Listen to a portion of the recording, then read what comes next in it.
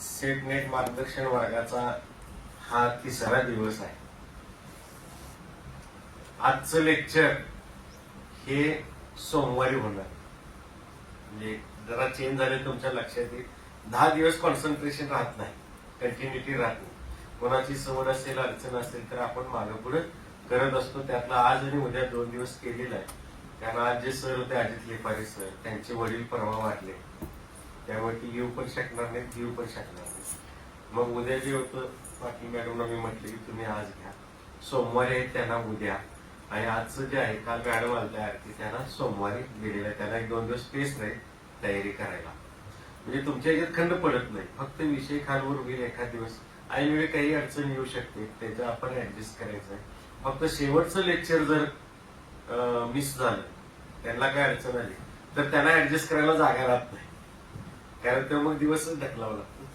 तरी पण तो 11 तारखेला संपतोय. 12 तारखेला रविवार आहे. सोमवारी 13 तारखेला तुमच्यासाठी एक वेगळं लेक्चर ठेवलेलं आहे की टाइम मॅनेजमेंट कसं करायचं आणि छंद म्हणून या परीक्षेकडे कसं बघायचं. Habit formation. What is learning? It is habit formation. अभ्यास म्हणजे चांगली सवय लावून घेणं. याच्यावरती एक स्वतंत्र लेक्चर 11वं जे याच्यात येत नाही, पण मी तुमच्यासाठी खास ठेवलेलं आहे. गेल्या वर्षी पण आम्ही एक जीवन जगण्यासाठी नेट सेट पाहिजे याच्यावरती जीवन कौशल्याने जगूया म्हणून गेल्या वर्षी एक व्याख्यान ठेवलं होतं. तसं या वर्षी आम्ही ठेवलेलं आहे 13 तारखेला आहे. म्हणजे रविवार आल्यामुळे तर कंटिन्यू झाला असतं. आज आपल्या इकडं आपल्याच प्राध्यापिका याच वर्षी सेट पास झालेल्या, त्याचं अभिनंदन करायचं पाहिजे. मी काल तुम्हाला सांगितलं की जुने सेट झालेले आहेत त्यातलं एक, नवीन सेट झालाय त्यातलं एक, आणि बाहेरचे 2, अशी 3 कॅटेगरी आम्ही ठेवलेत. रेमा मॅडम आपल्या बाहेरच्या आहेत, पण आज त्यांना सोमवारी त्या यायला तयार होत्या, पण आज आल्याच. त्या कायम कॉन्टॅक्ट मध्ये आहेत आणि जनेया सरांची कॉन्टॅक्ट मध्ये आहेत. त्यांचं मी स्वागत करूया सगळेजण मिळून. आणि ते आपल्याच मैत्रिणी म्हणून राहतात आणि त्यांचा पण अनुभव तुम्हाला येईल की खरं नेट सेटचं वर्ग चालवत असताना मुलांच्या मध्ये आम्हालाच निगेटिव्हिटी दिसते पहिला. त्यानंतर काही प्राध्यापकांच्या मध्ये निगेटिव्हिटी जाणवायची की कशाला करायचं, शिकून तर कुठं नोकऱ्या आहेत, पास कशाला व्हायचं. मग म्हणायचे कोण 500 रुपये कशाला द्या फुकट, त्याचा काय उपयोगच नाही. मग नंतर 5000 रुपये देऊन नोट्स मागून घ्यायला रेमा मॅडम, बरोबर आहे ना. आम्ही याला 500 रुपयामध्ये सगळं देतो, पीडीएफ, फोटो. काल तुम्हाला सांगतो 2 वर्षापूर्वी शशिकांत अन्नदाते सर इथं आलते, त्याने 48 पुस्तकं लिहिली. स्पर्धा परीक्षा आणि ती त्यांना आपण इथं बोलवलं होतं. काल मला परत भेटल्यावर त्यांनी त्यांच्या एका नेट सेटच्या पुस्तकाची 10वी आवृत्ती छापून आल्या. 10वी हे सागर केलं आणि त्यांनी मला ते गिफ्ट दिलेलं. मी आज लायब्ररीत जमा करतो. म्हणजे कसं या आपल्या कार्यावरती अनेकांचं प्रेम आहे, म्हणजे अनेकांचं लक्ष ठेवून आहे, युनिव्हर्सिटीच्या बाहेरच्या विद्यार्थ्यांच्या मध्ये ही ऍटिट्यूड पॉझिटिव्ह यायला वेळ जातो. आणि तुम्हाला योग्य वयात ही संधी मिळालेली आहे. MA फर्स्ट इयरला आहे, त्याच वेळी तुम्हाला आम्ही हा मार्ग खुला करून देतोय. त्याचे रिझल्ट पण चांगले यायला लागलेले. आणि जास्त फायदा याचा की ज्यांनी PGला असताना दुर्लक्ष केलं त्यांना जास्त फायदा व्हायला लागला की त्यावेळी कळतं की बाबा आपण काही केलंच नाही, आता करायला पाहिजे, मग मागं लागून करतात. मॅडमना मी गेल्या वर्षी माझ्याकडे एक पेपर बघायला आले, रिसर्च पेपर. म्हटलं सेट नेट परीक्षा दिले, पासच आहे. कुंदत मॅडम पण काय उपयोग कशाला करायचं म्हणायचे, घेऊन तर बघा काय होते, तेही पास झाले. अशी कितीतरी उदाहरणं आहेत की सहज ते बसले आणि पास झाले, ठरवून पास झाले, की ज्यांना अनेक वेळा अपयश आलं होतं, मग करायची इच्छा नाही, 1-2 वेळा फेल गेलं की नको वाटतं. धनया सरने त्याचं चांगलं उदाहरण दिलेलं. मी तर असा सेट पास झालो. मी हायस्कूल शिक्षक होतो आणि मला त्या सेटची काही गरजही नव्हती, परमनंट होतो. पण मी MPhilला ऍडमिशन घेतल्यावर 4 आमचे दोस्त झाले, ते सगळे कॉलेज प्राध्यापक नेट सेट ग्रस्त होते. BEd कॉलेजला होते, 3 जण होतो, 4 होतो आम्ही. ते 3 BEdला शिकवायला होते आणि नेट सेट ग्रस्त होते. त्यांना लय सिरियस होते, 10-10 वेळा बसले होते. पासच होतो, त्यावर निकाल 1.5% लागत होता. आणि मी हायस्कूलला काय नाही, एम्प्टी माइंडेड, आपण बसायचं सगळ्यांच्या बरोबर. त्यांच्याबरोबर फॉर्म भरला. त्यावेळी आम्हाला सेटला ऑप्शन निवडायला लागायचे, 2 ऑप्शन असायचे आणि एक ऑप्शन आमचा MEdला होता आणि दुसऱ्या ऑप्शनचं काही म्हटलं नव्हतं. मी मागितलं तरी पण त्यांनी मला दिलं नाही. पण झालं असं की सेटच्या परीक्षेला मी बसलो आणि मी पास झालो आणि ती परत नापास झाली. सगळे माझ्या घरला आले, तो कसल्या नोट्स आहेत तुझ्या बघून सगळं कपाट खाली करून इसकटून टाकलं. काही त्यांना सापडलं नाही, फक्त रेफरन्स बुक सापडले. मी बीएडला असताना एमएडला असतानाच मूळ पुस्तकं वाचत होतो, नोट्स नाही. ओरिजिनल रेफरन्स बुक आहे ते वाचन करत होतो आणि ते डोक्यात फिट होतं. अजून ते आहे. वर्गात बोलत असताना मला रेफरन्स सुद्धा घ्यायला लागत नाही, नुसतं बडबडत राहावं. जर आपण मुळाकडे गेलो तर आपल्याला उगमाकडे जाण्यासाठी पंखात ताकद असावी लागते, तरच आपल्याला उगम सापडतो. ती ताकद अभ्यासाने येते आणि तुम्हाला योग्य वेळी ही संधी मिळालेली आहे, याचा फायदा घ्या. मॅडमांचा परिचय मी तुम्हाला रेझ्यूम ग्रुपवरती दिलेला आहे. नीट वाचा, अभ्यास करा त्याचा. ही माणसं ज्यांचा अनुभव छोटा आहे, त्यांचा रिझ्यूम छोटा असेल, सगळे धनया सर होणार नाही, पण धनयाची सुरुवात इथून होती. हे पण 4-5 वेळा नापास झालं म्हटले, हे प्रत्येकाचा अनुभव आहे, पण हळूहळू अनुभवाने येतं. पण मॅडमने या वयामध्ये सुद्धा खूप मोठे अचिव्हमेंट केलेले आहे, पब्लिश पेपर केलेले आहेत, पीएचडीचं काम चालू आहे आणि हे सगळं करायचं आहे आपल्याला, यांच्या मागेच जायचं आहे. कदाचित आता हे पास झाले, तुमचा नंबर लवकर यावा आणि जे नवीन जुने अभ्यासक्रम येते त्यांचा आदर्श घेऊन तुम्ही घ्यावा. ऐनवेळी त्यांना आम्ही हा विषय दिला, कम्युनिकेशन कॉम्प्रिहेन्शन त्यांना द्यायचं होतं, जो आज होता तो. परंतु सिलेक्शन मध्ये अजित लिपारे सर आले, ते पण भाषेचे होते. ते म्हणजे मी कॉम्प्रिहेन्शन घेतो आणि मॅडमना कम्युनिकेशन कोणाला राहिली, मग नंतर यांना विचारून दिला आणि विचारूनच त्यांना विषय देतो. पुढच्या वेळी कदाचित कॉम्प्रिहेन्शन त्यांना देता येईल. आणि हा विषय कम्युनिकेशनला आणखी एक लँग्वेजची माणूस सापडते.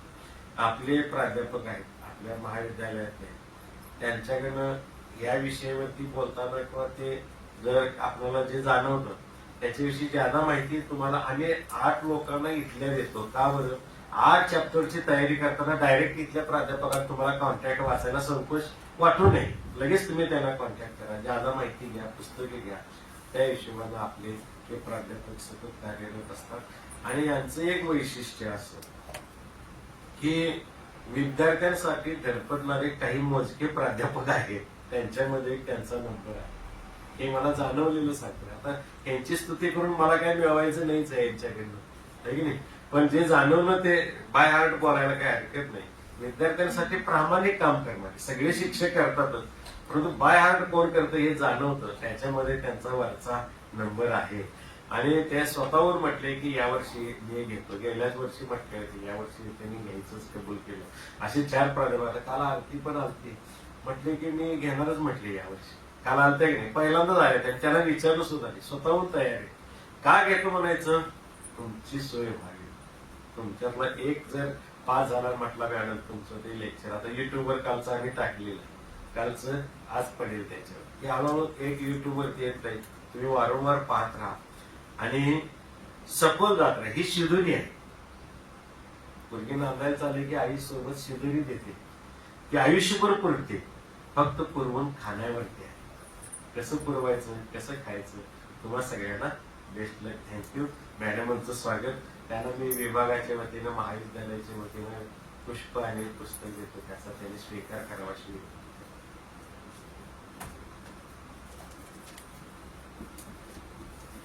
फोटो पण टाकत चला.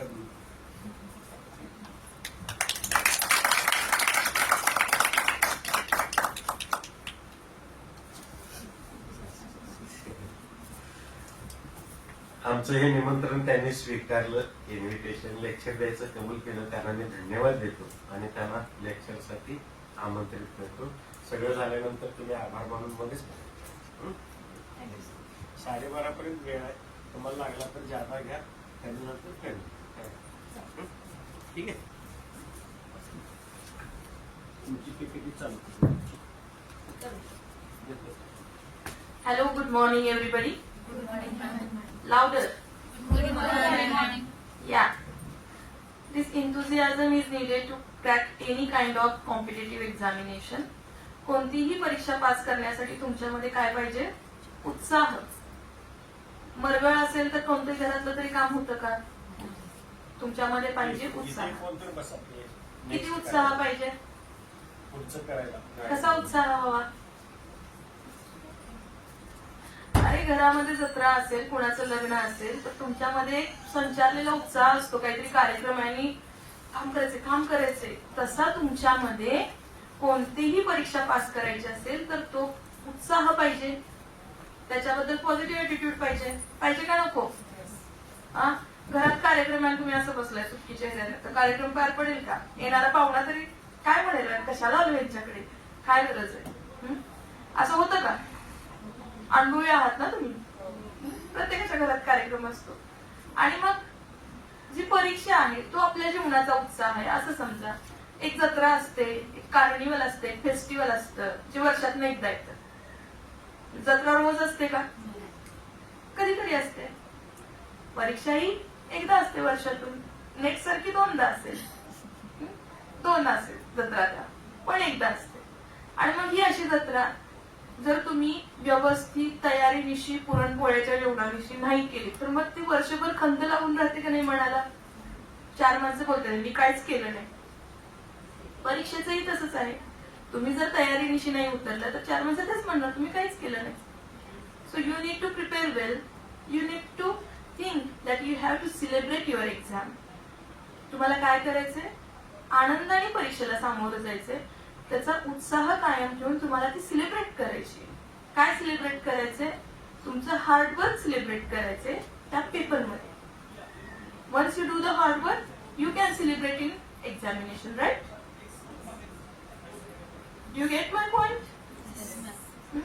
First of all, I would like to introduce myself again. 1 minute.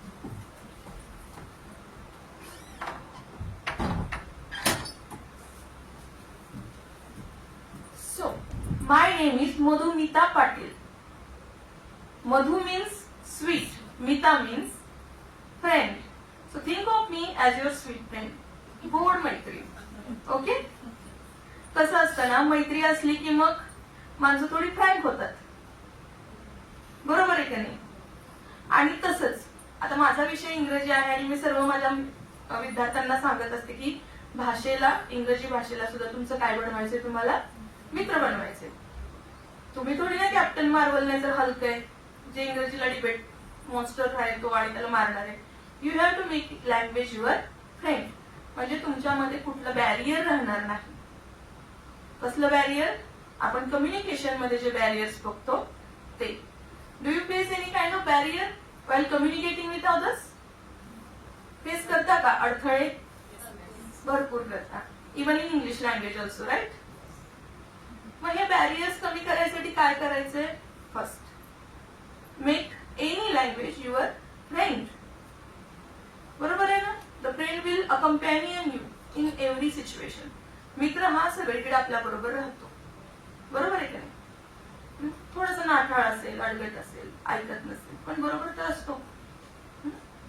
So first of all, you have to celebrate your exam and then you have to make language your friend, right? So what do you see in that screen? No, take it back. What do you see? Sky with stars. Can you tell me how many stars are there? Uncountable. But can you identify each star? Yes. You can identify each star, right?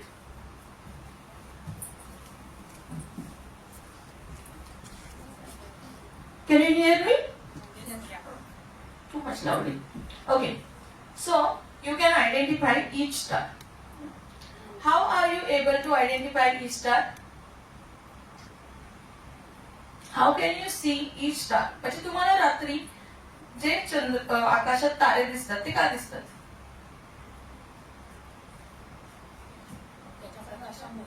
प्रकाशामुळे. प्रत्येक तारा आपापल्या भोवती स्वतःभोवती प्रकाशित आहे का नाही?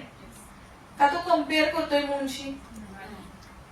बाई चंद्राचा उजेड किती आहे, मी कसं काय चमकू, मी का चमकू, असं म्हणतो कोण? प्रत्येक ताऱ्याला आपली चमक आहे. माझ्या बऱ्यापैकी विद्यार्थ्यांना माहित आहेत माझ्या कन्सेप्ट काय आहेत ते. प्रत्येक ताऱ्याला आपली चमक आहे.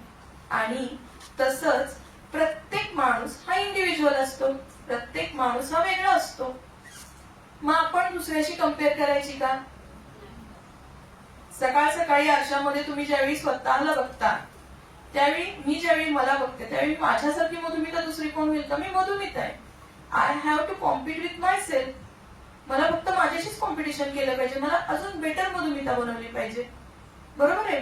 मी थोडी ना दीपिका किंवा अंजलिना होऊ शकणार आहे. No, I am Madhumita. I need to be Madhumita. Like that, when you are you, you have to make yourself better. Then you can shine. भव्य गर्दी आहे ताऱ्यांची पण प्रत्येक तारा चमकताना दिसतोय ना. तसंच या पूर्ण विश्वाच्या गर्दीमध्ये तुम्हाला स्वतःचं वलय निर्माण करायचंय. ते कम्पेअर करून होईल का कुणाशी? नाही. तुम्हाला स्वतःचं वलय स्वतः निर्माण करायचंय. मग त्याच्यासाठी तुम्हाला कम्पीट कुणाशी करायचंय? स्वतःशी करायचंय. आणि माझं फेमस उदाहरण माझ्या विद्यार्थ्यांना माहित असलेलं, शाहरुख खान क्रिकेटच्या मैदानावरती 6 मारेल का? आणि सचिन तेंडुलकर डीडीची पोझिशन करून दाखवेल का? नाही. Can they do that? No. Expectation पण आपण नाही करायचे, कारण ते इंडिव्हिज्युअल आहेत आणि प्रत्येकाची पोझिशन ही वेगळी आहे. बरोबर आहे ना? म्हणजे आता तुम्ही कॉम्पिट स्वतःशी करून स्वतःला बेटर बनवायचं आहे. बरोबर? बनवणार का? उत्साहाने. And you will celebrate your every exam, not just set net, but your regular program exams also. Right? जे तुमचे रोजचे एक्झाम असतात ते, it's a carnival of your hard work. Make it beautiful. Okay? Next, please. So, today's topic is communication. So, what is mean by communication? Somewhat. Is the world running on the word communication? Communication नसेल तर जग चालेल का? Communication हवंय, सगळीकडेच हवंय. Communication करता येतं म्हणूनच माणसाची प्रगती झालेली आहे, because he is able to share his ideas with each other. Animals are not that much able as human to share their ideas. Otherwise, they may have living here in this room. They are living in their own places. But we are living in this place. We are constructing because of sharing of the thoughts, because of sharing of the idea. That's the importance of the communication. Right? Thinking and communicating with others.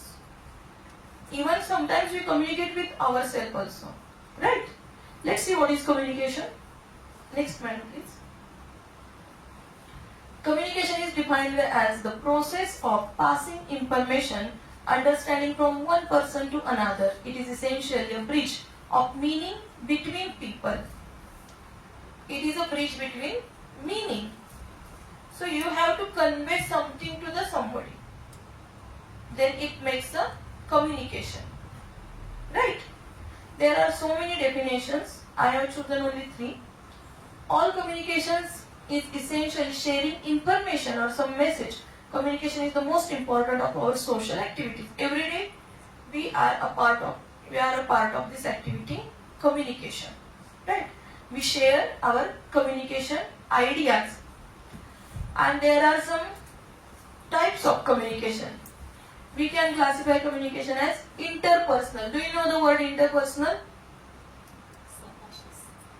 To self.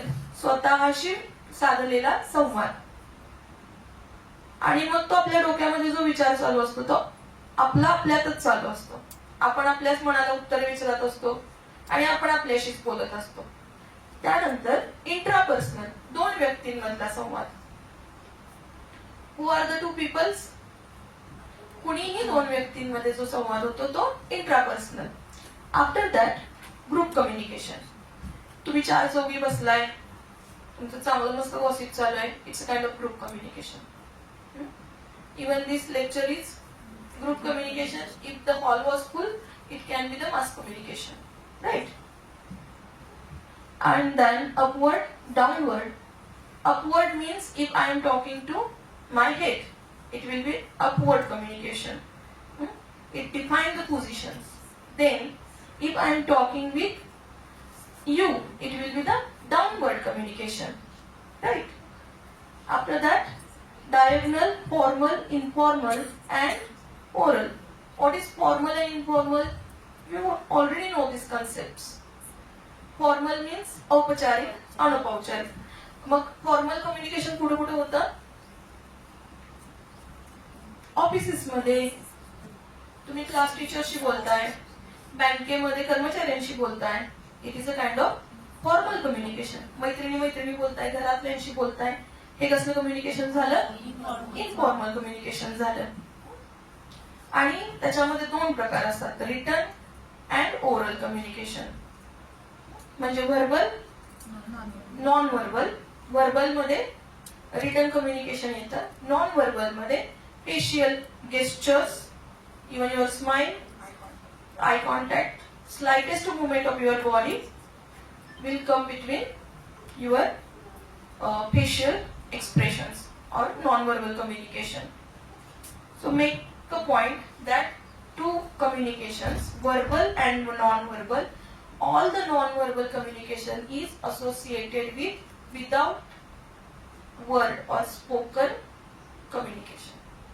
And all the verbal communication is with some kind of spoken or written communication. So you can note it down, or I will send the PPT to you. Okay. Then next, please. Oh, this is meaning of communication. If the question is asked that where the word origin, in English language every word have some kind of origins. Etymological origins. So the communis or communicator, which means make common. Thus the communication means make it common to everybody. Means to give to everybody. Communis. Then communication is an intercourse by words, letters or message. These are some concepts. If you want to note down, you can take a photo of this also. Take a photo.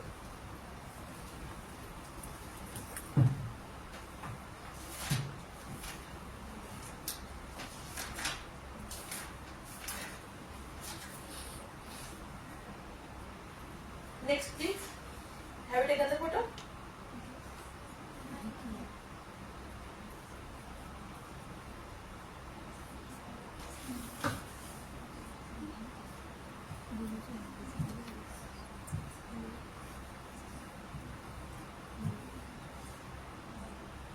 Next.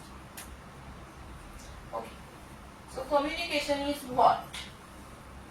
It is a process of exchanging information first, ideas, thoughts, feelings and emotions. So this is the main purpose of the communication, to share. What is the purpose of communication? To share. Then through these are the mediums to share. Which are the mediums? Speech, signals, writing and behavior. What will be the speech? Hey, hi, hello, how are you? This will be the speech. Or please do this work. This will be the speech. Then signals. Hi. He can't hear me, but he can see my hands. I'm waving a hand at him. That will be the signal. Then writing, email, letters, messages, every kind of writing. After that, behavior. No, my family will know that I'm angry. Because I'm not talking. I'm silent.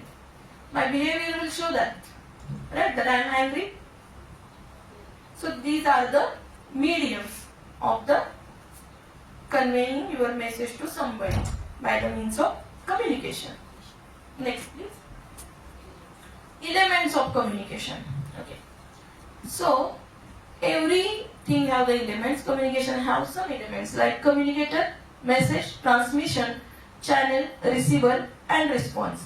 So let it make it easy. What is communicator? Denara means sender. Sender. Message. Receiver will come at the end. Message. Then transmission means encoding. I have an idea. I'm just saying to myself, oh, that's good. But what is good? I have to encode it in words. to convey or to tell it to somebody. My message in my brain, I am a sender and sending message to somebody, and I have to convey that message. Then I have to encode it in a proper word that the front of the person in front of me will understand what I am trying to say, right? That is encoding of the message. Then I will choose the channel for it, transmission channel. Can you see it properly? I will choose the transmission channel for it. What will be the transmission channel? Anything. It is verbal, non-verbal, or verbal or non-verbal speech, or letter or message, anything. Then the person in front of me who is going to receive my message will be the receiver, right? Then receiver will, what will the receiver do? Listen to message. Then he will try to understand the message. Means he will decode the message. Encode, decode. He will decode my message. After decoding my message, he will give me response, means feedback.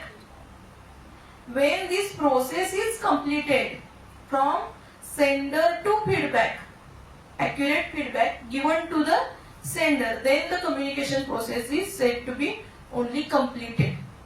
If only the communication process means feedback is received by the sender. Feedback is received by the sender, then the process will be said completed. Okay? Next please. So, process of communication. This is the graphical description. Sender, encoding message, message channel, decoding, receiver, and feedback is absent here. The noise, can you see that noise? What is the effect of noise in your communication? It causes a barrier. If I am talking in the public, if we are talking here and the junior college student are going from this passage, they are making noise. So my message will be unclear to you because my voice will be unclear to you. You will be unable to understand what I am trying to say. That is the noise barrier. Next. Process of communication. So, as I have already said you, sender, encoding message, channel, receiver, decoding, feedback.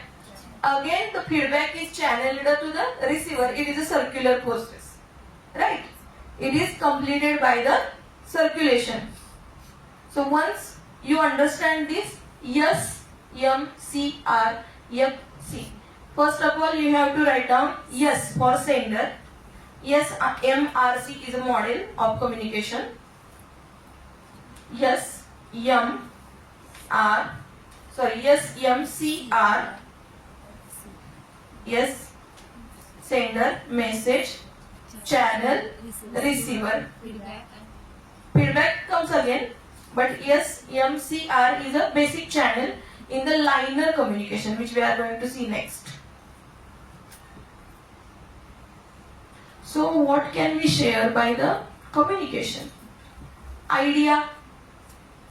Whatever idea is going in your mind, let's go to the movies, your idea. Let's do the homework, or let's make a wheel. It was the first idea. कुणीतरी idea केली होती ना की बाबा ते गोल गोल फिरते ना त्याचा आपण चाक बनवूया. आयडिया शेअर केली. त्याच्यानंतर मग ते गाड्यांचा शोध लागत राहिला. मग माणसाचं दळणवळण आणि तिथून मग माणसाची प्रगती झाली. म्हणजे पहिल्यांदा कुणीतरी आयडिया शेअर केली, बरोबर आहे. त्यानंतर sender. Sender is a person who encode the message. जो संवाद हा एका साधनामध्ये किंवा एका विशिष्ट भाषेमध्ये काय म्हणतो त्याला कलेक्ट करतो आणि समोरच्याला सांगतो. सेंडर. त्यानंतर message, the idea, emotion coming. Opinion, transmission. Sender is called a, message is called a message. त्यानंतर एन्कोडिंग. आता एन्कोडिंग मध्ये काय आहे, तुम्ही मेसेज कसा देताय समोरच्याला, एन्कोड करताय. मग तुम्ही चिठ्ठीमध्ये ते बदाम काढून देणार आहे का, आय लव्ह यू लिहून देणार आहे का फ्लाइंग किस देणार आहे. It is a kind of encoding. म्हणजे तुम्ही काय करताय, लहान मूल असेल त्याला आपण लाडानी आपल्याला म्हणायचं, आपल्याला प्रेम त्याच्याबरोबर शेअर करायचं. तुम्ही नॉन व्हर्बल बिहेवियर मध्ये त्याला एक गालावरती पप्पी दिली, त्याच्याकडे स्माइल दिली हलकीशी, तरी सुद्धा तुमचा मेसेज हा त्याच्यापर्यंत पोहोचतो. तुम्हाला क्लासमध्ये अब्सेंट राहायचे तर तुम्ही आम्हाला लिखित स्वरूपात द्या, तुमचा मेसेज आमच्यापर्यंत पोहोचणार आहे. म्हणजे हे तुम्ही काय निवडायचं आहे इथं, चॅनल, की कशा पद्धतीनं तुमचा मेसेज तुम्हाला पुढच्याला द्यायचा आहे ते चॅनल निवडायला लागतं. बरोबर आहे. आता मी हे फेस टू फेस चॅनल निवडले की बाबा मी स्पीच थ्रू तुम्हाला देणार आहे मेसेज माझा, राईट. त्यानंतर रिसिव्हर. रिसिव्हर म्हणजे आता तुम्ही आहात इथं रिसिव्हर, जो कोणी तुमचा मेसेज ग्राह्य करणार आहे तो रिसिव्हर. त्यानंतर डिकोडिंग. आता मी तुम्हाला जे काय सांगते ते तुम्हाला अंडरस्टँड करायचंय, तुम्ही तो डिकोड करायचाय आणि मग तुम्ही मला फीडबॅक द्यायचाय. बरोबर आहे. मग मी समज तुम्हाला मेसेज दिला की मी समज I have asked you question that what is your name. Simple. Then you will answer me your name. You will give me the feedback. तुम्ही डिकोड काय करणार, मला तुमचं नाव कळत नाही ते मी विचार करते डोक्यात, नाव नाव नाव. मग मी एन्कोड केलं काय, व्हॉट इज युअर नेम. मग तुम्ही डिकोड केला की हा ह्यांना नाव सांगायचंय का माझं. मग तुम्ही तो डिकोड करून मला तुमचं नाव दिलं, तर तुमचं नाव आहे शालिनी. शालिनी हा काय आहे माझ्यापर्यंत आलेला फीडबॅक आहे. हा कन्सेप्ट क्लिअर झाला. सेंडर, मेसेज, चॅनल, रिसिव्हर आणि feedback. Okay. Next slide. Communication begins with an impulse to pass on message made up of bits of information. आता ह्याच्यामध्ये sender has an idea, sender encodes the idea, sender transmit message throughout medium, receiver gets the message, receiver decodes the message, receiver sends feedback. It is a same process, but just it is written. Next please. Types of communication. We have already seen verbal communication and non-verbal communication. So, which kind of communication is more effective? What do you think? Verbal communication. Right? Because I am smiling at somebody. But if he takes it wrongly, that maybe he takes it that I am laughing at him. म्हणजे मी चेष्टेने हसतोय का चांगुलपणाने हसतोय हे जर समोरच्याला नाही कळलं तर आपल्याला हसायचं तर आहे, पण समोरच्याला जर मग ते चुकीच्या पद्धतीने मेसेज केला, मिसअंडरस्टँड होण्याचे चान्सेस भरपूर असतात. बरोबर आहे. बरं, व्हर्बल मध्ये पण असतात. व्हर्बल मध्ये कसे काय असतात सांगा बरं. सिमॅन्टिक बॅरियर्स असतात आपल्यामध्ये, लँग्वेज बॅरियर्स असतात. तुम्ही आणि मी एकमेकाशी संवाद साधतोय. मला काही शब्द माहित आहेत जे तुम्हाला माहित नाहीत. जर मला शब्द माहित आहेत ते तुम्हाला माहित नाही, किंवा मला जे माहित आहे त्याचं तुम्हाला डिफरंट मिनिंग माहित नाही, तर अशा वेळी सुद्धा आपल्या कम्युनिकेशन मध्ये बॅरियर येऊ शकतं. मला एक शब्द माहिती आहे, महाद्या. कुणाला माहिती आहे, तिला माहिती आहे महाद्या. आता कुणाला हे वाटेल की नाव आहे महाद्या, असतं नाव. महादेवला महाद्या असं म्हणण्याची गावाकडे पद्धत आहे. पण महाद्या हा काय आहे तर आमटीचा एक प्रकार आहे. त्याच्यामध्ये शेंगदाण्याचं कुटाची फक्त आमटी केली जाते, त्याच्यामध्ये दुसरं काही नसतं. कांदा, शेंगदाण्याचं कूट आणि चटणी आणि पाणी एवढीच आमटी असते. त्याला महाद्या म्हणतात. आवडीने खाल्ली जाते इकडे महाराष्ट्राच्या ग्रामीण भागामध्ये. मग ज्याला माहित नाही, तर मी समज विदर्भात जाऊन म्हटलं मला महाद्या खायचं, त्याला काय वाटेल, मला थोडं खायचं कुठलं. म्हणजे का वाटेल तर कम्युनिकेशन मध्ये बॅरियर्स येतात. बरोबर आहे. Next please. Classification of communication.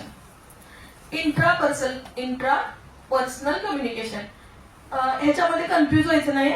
Intrapersonal आणि इंटरपर्सनल. इंट्रा आला की स्वतःशी, ई आलं की दुसऱ्याशी. कारण कधी कधी कन्फ्युजिंग असतात क्वेश्चन सेटचे आणि मग आपण चुकीचे आन्सर देऊ शकतो. का चुकतो आपण? ते एखाद्या मध्ये चुकू शकतो, मेसेज डिकोड होत नाही आपल्यालाच नीट त्यावेळी. So intrapersonal communication is talking in your on mind. ते दिवसभर आपल्या डोक्यातले विचार कधीच थांबलेले नसतात, कंटिन्युअस आपण एक स्वतःशी बोलत असतो, ते इंट्रापर्सनल थॉट्स. त्यानंतर इंटरपर्सनल थॉट्स. इंटरपर्सनल कम्युनिकेशन म्हणजे एकमेकाशी बोललेलं. किंवा आता इथं बघितलंय, an author communicates interpersonally with his reader who is always present as a silent audience in author's mind while he writes. मी कुठलं तरी पुस्तक लिहित आहे, तर मी माझ्या वाचकाशी न कळतपणे संवादात आहे. माझा वाचक कोण मला माहित नाही, पण ते वाचणार आहे, त्यांना हे वाटणार आहे. मग हे एक प्रकारचं इंटरपर्सनल कम्युनिकेशन चालू आहे. किंवा पुस्तक मी वाचते, तर मग ते लेखकाने लिहिलेलं आहे, तर तो माझ्याशी संवाद साधतोय असं आपल्याला वाटू लागतं परत. त्यानंतर group communication, small or large group. Group discussion ही संकल्पना तुम्हाला माहित असेल. ग्रुप डिस्कशन साठी मिनिमम 3 पर्सन्स लागतात, मॅक्झिमम 10 to 11 पर्सन्स असतात. ते होतं ग्रुप डिस्कशन. आणि त्याच्या खाली आहे ते मास कम्युनिकेशन. मास कम्युनिकेशन म्हणजे मग आपण 11च्या पेक्षा जास्त असतील, एक 15च्या अबाव जर कोणी असेल बोलत असेल आणि समोर एकच वक्ता असेल, मग समोर समज तुमच्या टीव्ही जरी चालू असला तरी it is a kind of mass communication. टीव्हीवरचा प्रोग्राम ऍट अ टाइम कितीतरी जण एका वेळी बघत असतात. वेब सिरीज, मोबाईलवरती प्रदर्शित होणाऱ्या गोष्टी, ह्या कशाचा पार्ट आहे? मास. मास म्हणजे खूप मोठ्या प्रमाणात मास कम्युनिकेशनचा पार्ट आहे. मग मास कम्युनिकेशन मध्ये काय काय येतं? In case if there is a question that choose the following which is suitable for mass communication. मग न्यूजपेपर आहे, रेडिओ आहे, टेलिव्हिजन आहे, त्याच्यामध्ये तर मास कम्युनिकेशन. टीव्हीवरती प्रदर्शित होणारे दूरदर्शन सारखे असतील चॅनल्स, तर ते मास कम्युनिकेशन करत असतात. Next please.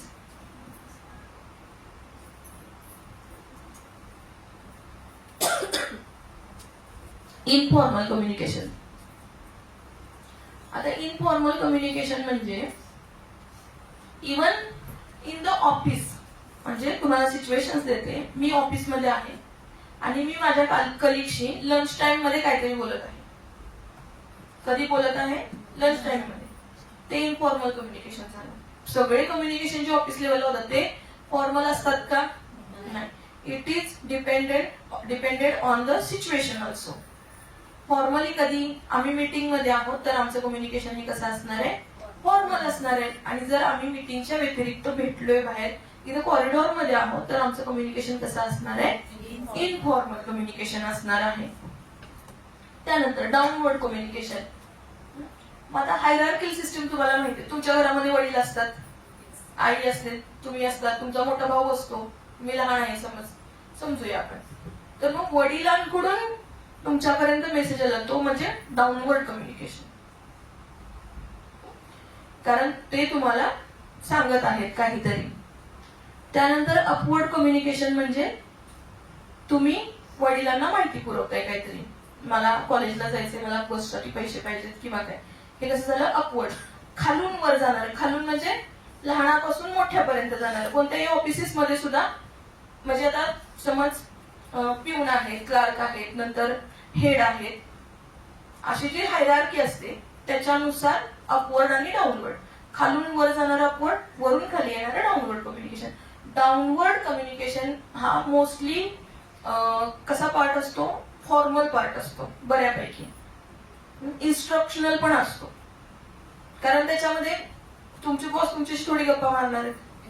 इन्स्ट्रक्शनल तुमच्याशी बोलणार, तुम्हाला काहीतरी ते माहिती देणार, म्हणजे ते डाऊनवर्ड वाला. अपवर्ड वाला पण बऱ्यापैकी इन्फॉर्मेशन देत असतं वरती, हे असं आहे, ते तसं आहे, सूचना देऊ शकत नाहीत, ते इन्फॉर्मेशन प्रोव्हाइड करतात. डाऊनवर्ड कम्युनिकेशन मध्ये तुम्हाला सूचना मिळू शकतात, म्हणजे तिथं आज्ञार्थी असू शकतं कम्युनिकेशन. Next please.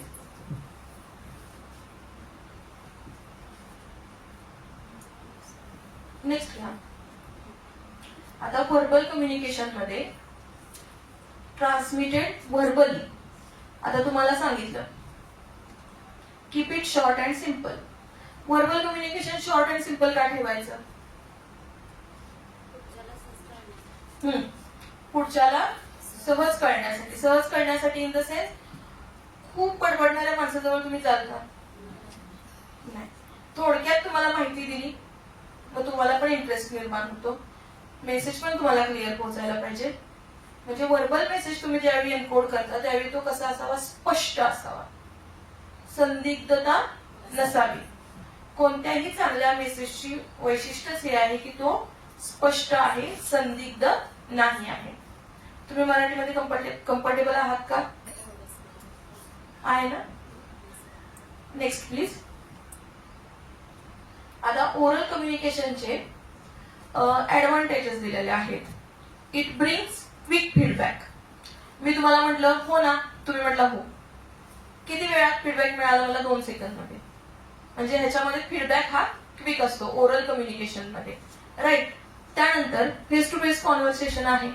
म्हणजे तुम्ही हो जरी म्हटला तरी मला तुमच्या चेहऱ्याकडे बघून कळते की तुम्ही नाराज आहात, तुम्ही मनाने हो म्हणताय का नाही म्हणताय, का तोंड असं करून असं करताय. म्हणजे I can understand you, right. The feedback is very convenient in this process. त्यानंतर डिसएडव्हान्टेजेस काय आहेत?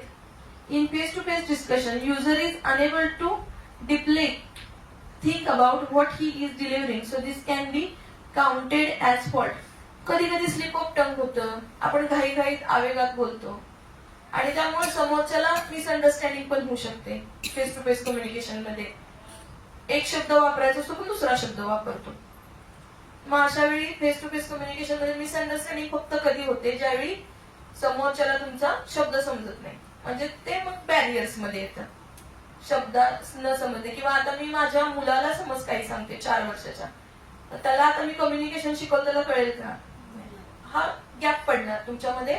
जे काही बॅरियर्स येतात ते असे येतात. एज येतं, जेंडर येतो, असे बरेच बॅरियर्स असतात. नेक्स्ट. आता written communication. In written communication written signs और symbol are used to communicate. Symbols तुम्ही युज करता व्हॉट्सअप वरती, स्माइलीज, इमोजीज, हसलेलं, रडलेलं, फुगलेलं नाक, काय काय असते ना, ते बऱ्याचपैकी तुमचं ते चालू असतं युज करायचं. त्याच्या थ्रू तुम्ही कमीत कमी भाषेचा वापर करून आपला मेसेज समोरच्यापर्यंत पोहोचवता. In written communication message can be transmitted via email, letter, report, memo, etc. म्हणजे रिटर्नचे जेवढे काही प्रकार आहेत ते रिटर्नचे प्रकार इथं आहेत. तुम्हाला ते आताची जी पद्धत आहे सेटनेटची प्रश्न विचारण्याची, ती एक प्रश्न न विचारता 4 ऑप्शन पैकी किती ऑप्शन बरोबर आहेत असं विचारलं जातं. ABCD. मग त्याच्यातला ABC बरोबर आहे का, CBD बरोबर आहे, असे 4 ऑप्शन असतात अजून, आणि त्यातला एकच फक्त चुकलेला असतो. म्हणजे तुम्हाला कन्फ्युज करायला त्यांनी आता नवीन पद्धत वापरली. म्हणजे एक जिथं 4 प्रश्न तयार होतात तिथं त्या 4 प्रश्नाचं मिळून एक प्रश्न तयार करण्याचं चालू आहे सध्या. म्हणजे तुम्ही बघा, एकदा पेपर अनालिसिस करा, तुम्हाला लक्षात येईल. आता ऍडव्हान्टेज काय आहे? Message can B edited and revised. बरोबर आहे. तुम्हाला वाटलं चुकलंय बाबा मी लिहिलेलं, खुडा परत लिहा.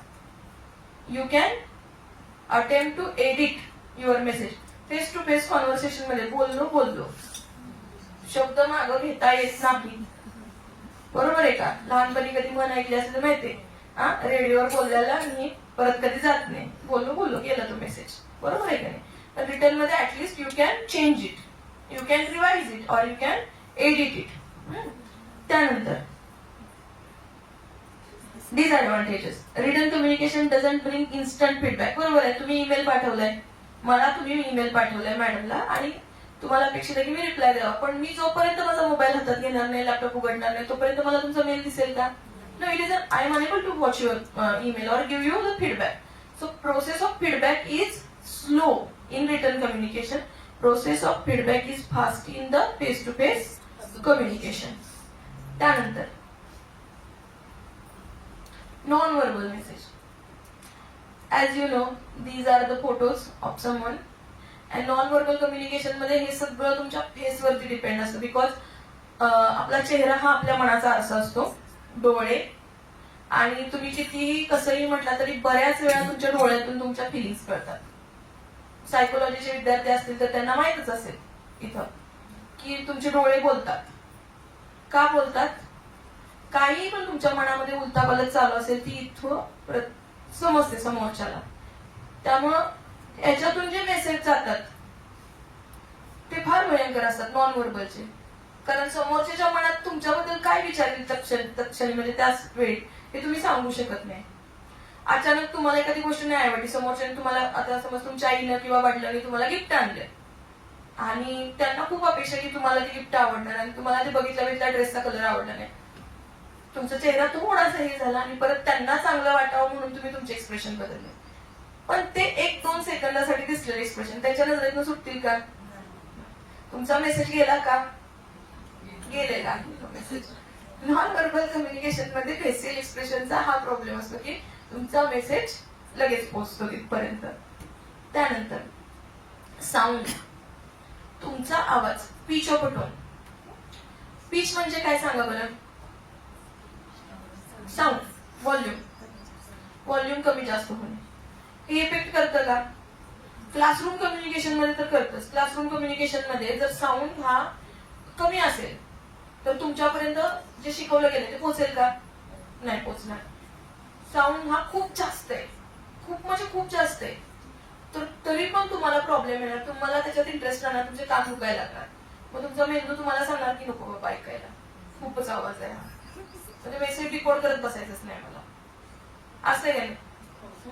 म्हणजे pitch of a tone, even आता हे सेटनेटचं आहे लेक्चर तरी सांगते की तुम्ही ज्यावेळी इंटरव्ह्यूला जाल किंवा कुणाशी ऑथॉरिटीशी तुमच्या कामानिमित्त बोलत असाल त्यावेळी तुमचा पिच ऑफ टोन कसा पाहिजे? नॉर्मल पाहिजे, एका विशिष्ट लेवलवरती पाहिजे. तो खूप मोठा खूप बारका असून चालत नाही. जसं की आता समज मला कोणीतरी बोलतंय माझ्याशी, madam can you give me notes, madam can you give me notes, I will feel अरे काय आहे हे, म्हणजे please give me notes. Confidence level पण तुमचा त्याच्यामध्ये कळतो. ओव्हर कॉन्फिडन्स, अंडर कॉन्फिडन्स आणि कॉन्फिडन्स लेवल असं समजा तुम्ही पिचला तुमच्या. इंटरव्ह्यूला गेलाय, इंटरव्ह्यूला समज एखादा आपल्या गावाकडचा मुलगा गेलाय, सर आज येऊ का? What will be the impression? आओ सर बोलतात अशी काही मुलं, म्हणजे त्यांच्या लक्षात येत नाही की when we are living in a professional life we need to follow some etiquette, manners and also some rules of communication, that what we share, how we share, right? how we share मध्ये हे tone येतं, voice modulation येतं. Voice modulation तुम्हाला थोडंसं करावं लागतं, प्रत्येकाचा आवाज बारका मोठा असतो, पण एका विशिष्ट परिस्थितीमध्ये तुम्हाला तो मॉडिफाय करावाच लागतो. तुम्ही उदाहरण द्यायचं तर खूप जंगल आहे आणि त्याच्यामध्ये घनदाट झाडं वाढलेत, एवढं कमरे एवढं गवत वाढले, तिथे जाऊन कसं का पिकनिकला तुम्ही जाणार का? हट्टावरती का? गवत कापलेलं आहे, तिथं ट्रिम केलेलं आहे, मस्त आहे, बसायला मोमो गवत आहे. So you have to modify your self. काय म्हणजे तुम्हाला तुमच्यामध्ये थोडेसे मॉडिफिकेशन करावे लागतात.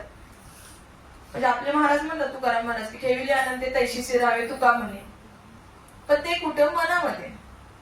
बाकी आपल्याला ग्रूमिंग करावं लागतं, बाकी आपल्याला मॉडिफिकेशन केलंच पाहिजे. Interpersonal communication. आता इंट्रापर्सनल मध्ये कुठले कुठले कम्युनिकेशन येतात बघा? सायलेंट टॉक, सायलेंटच असतं बऱ्यापैकी, डोक्यात काहीतरी चालूच असतं आपल्या, ते silent talk.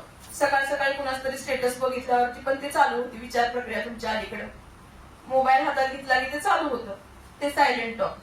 Question, suggestion, self take, mirror talk, partner talk, written self talk, self conversation, self talk मध्ये येतात.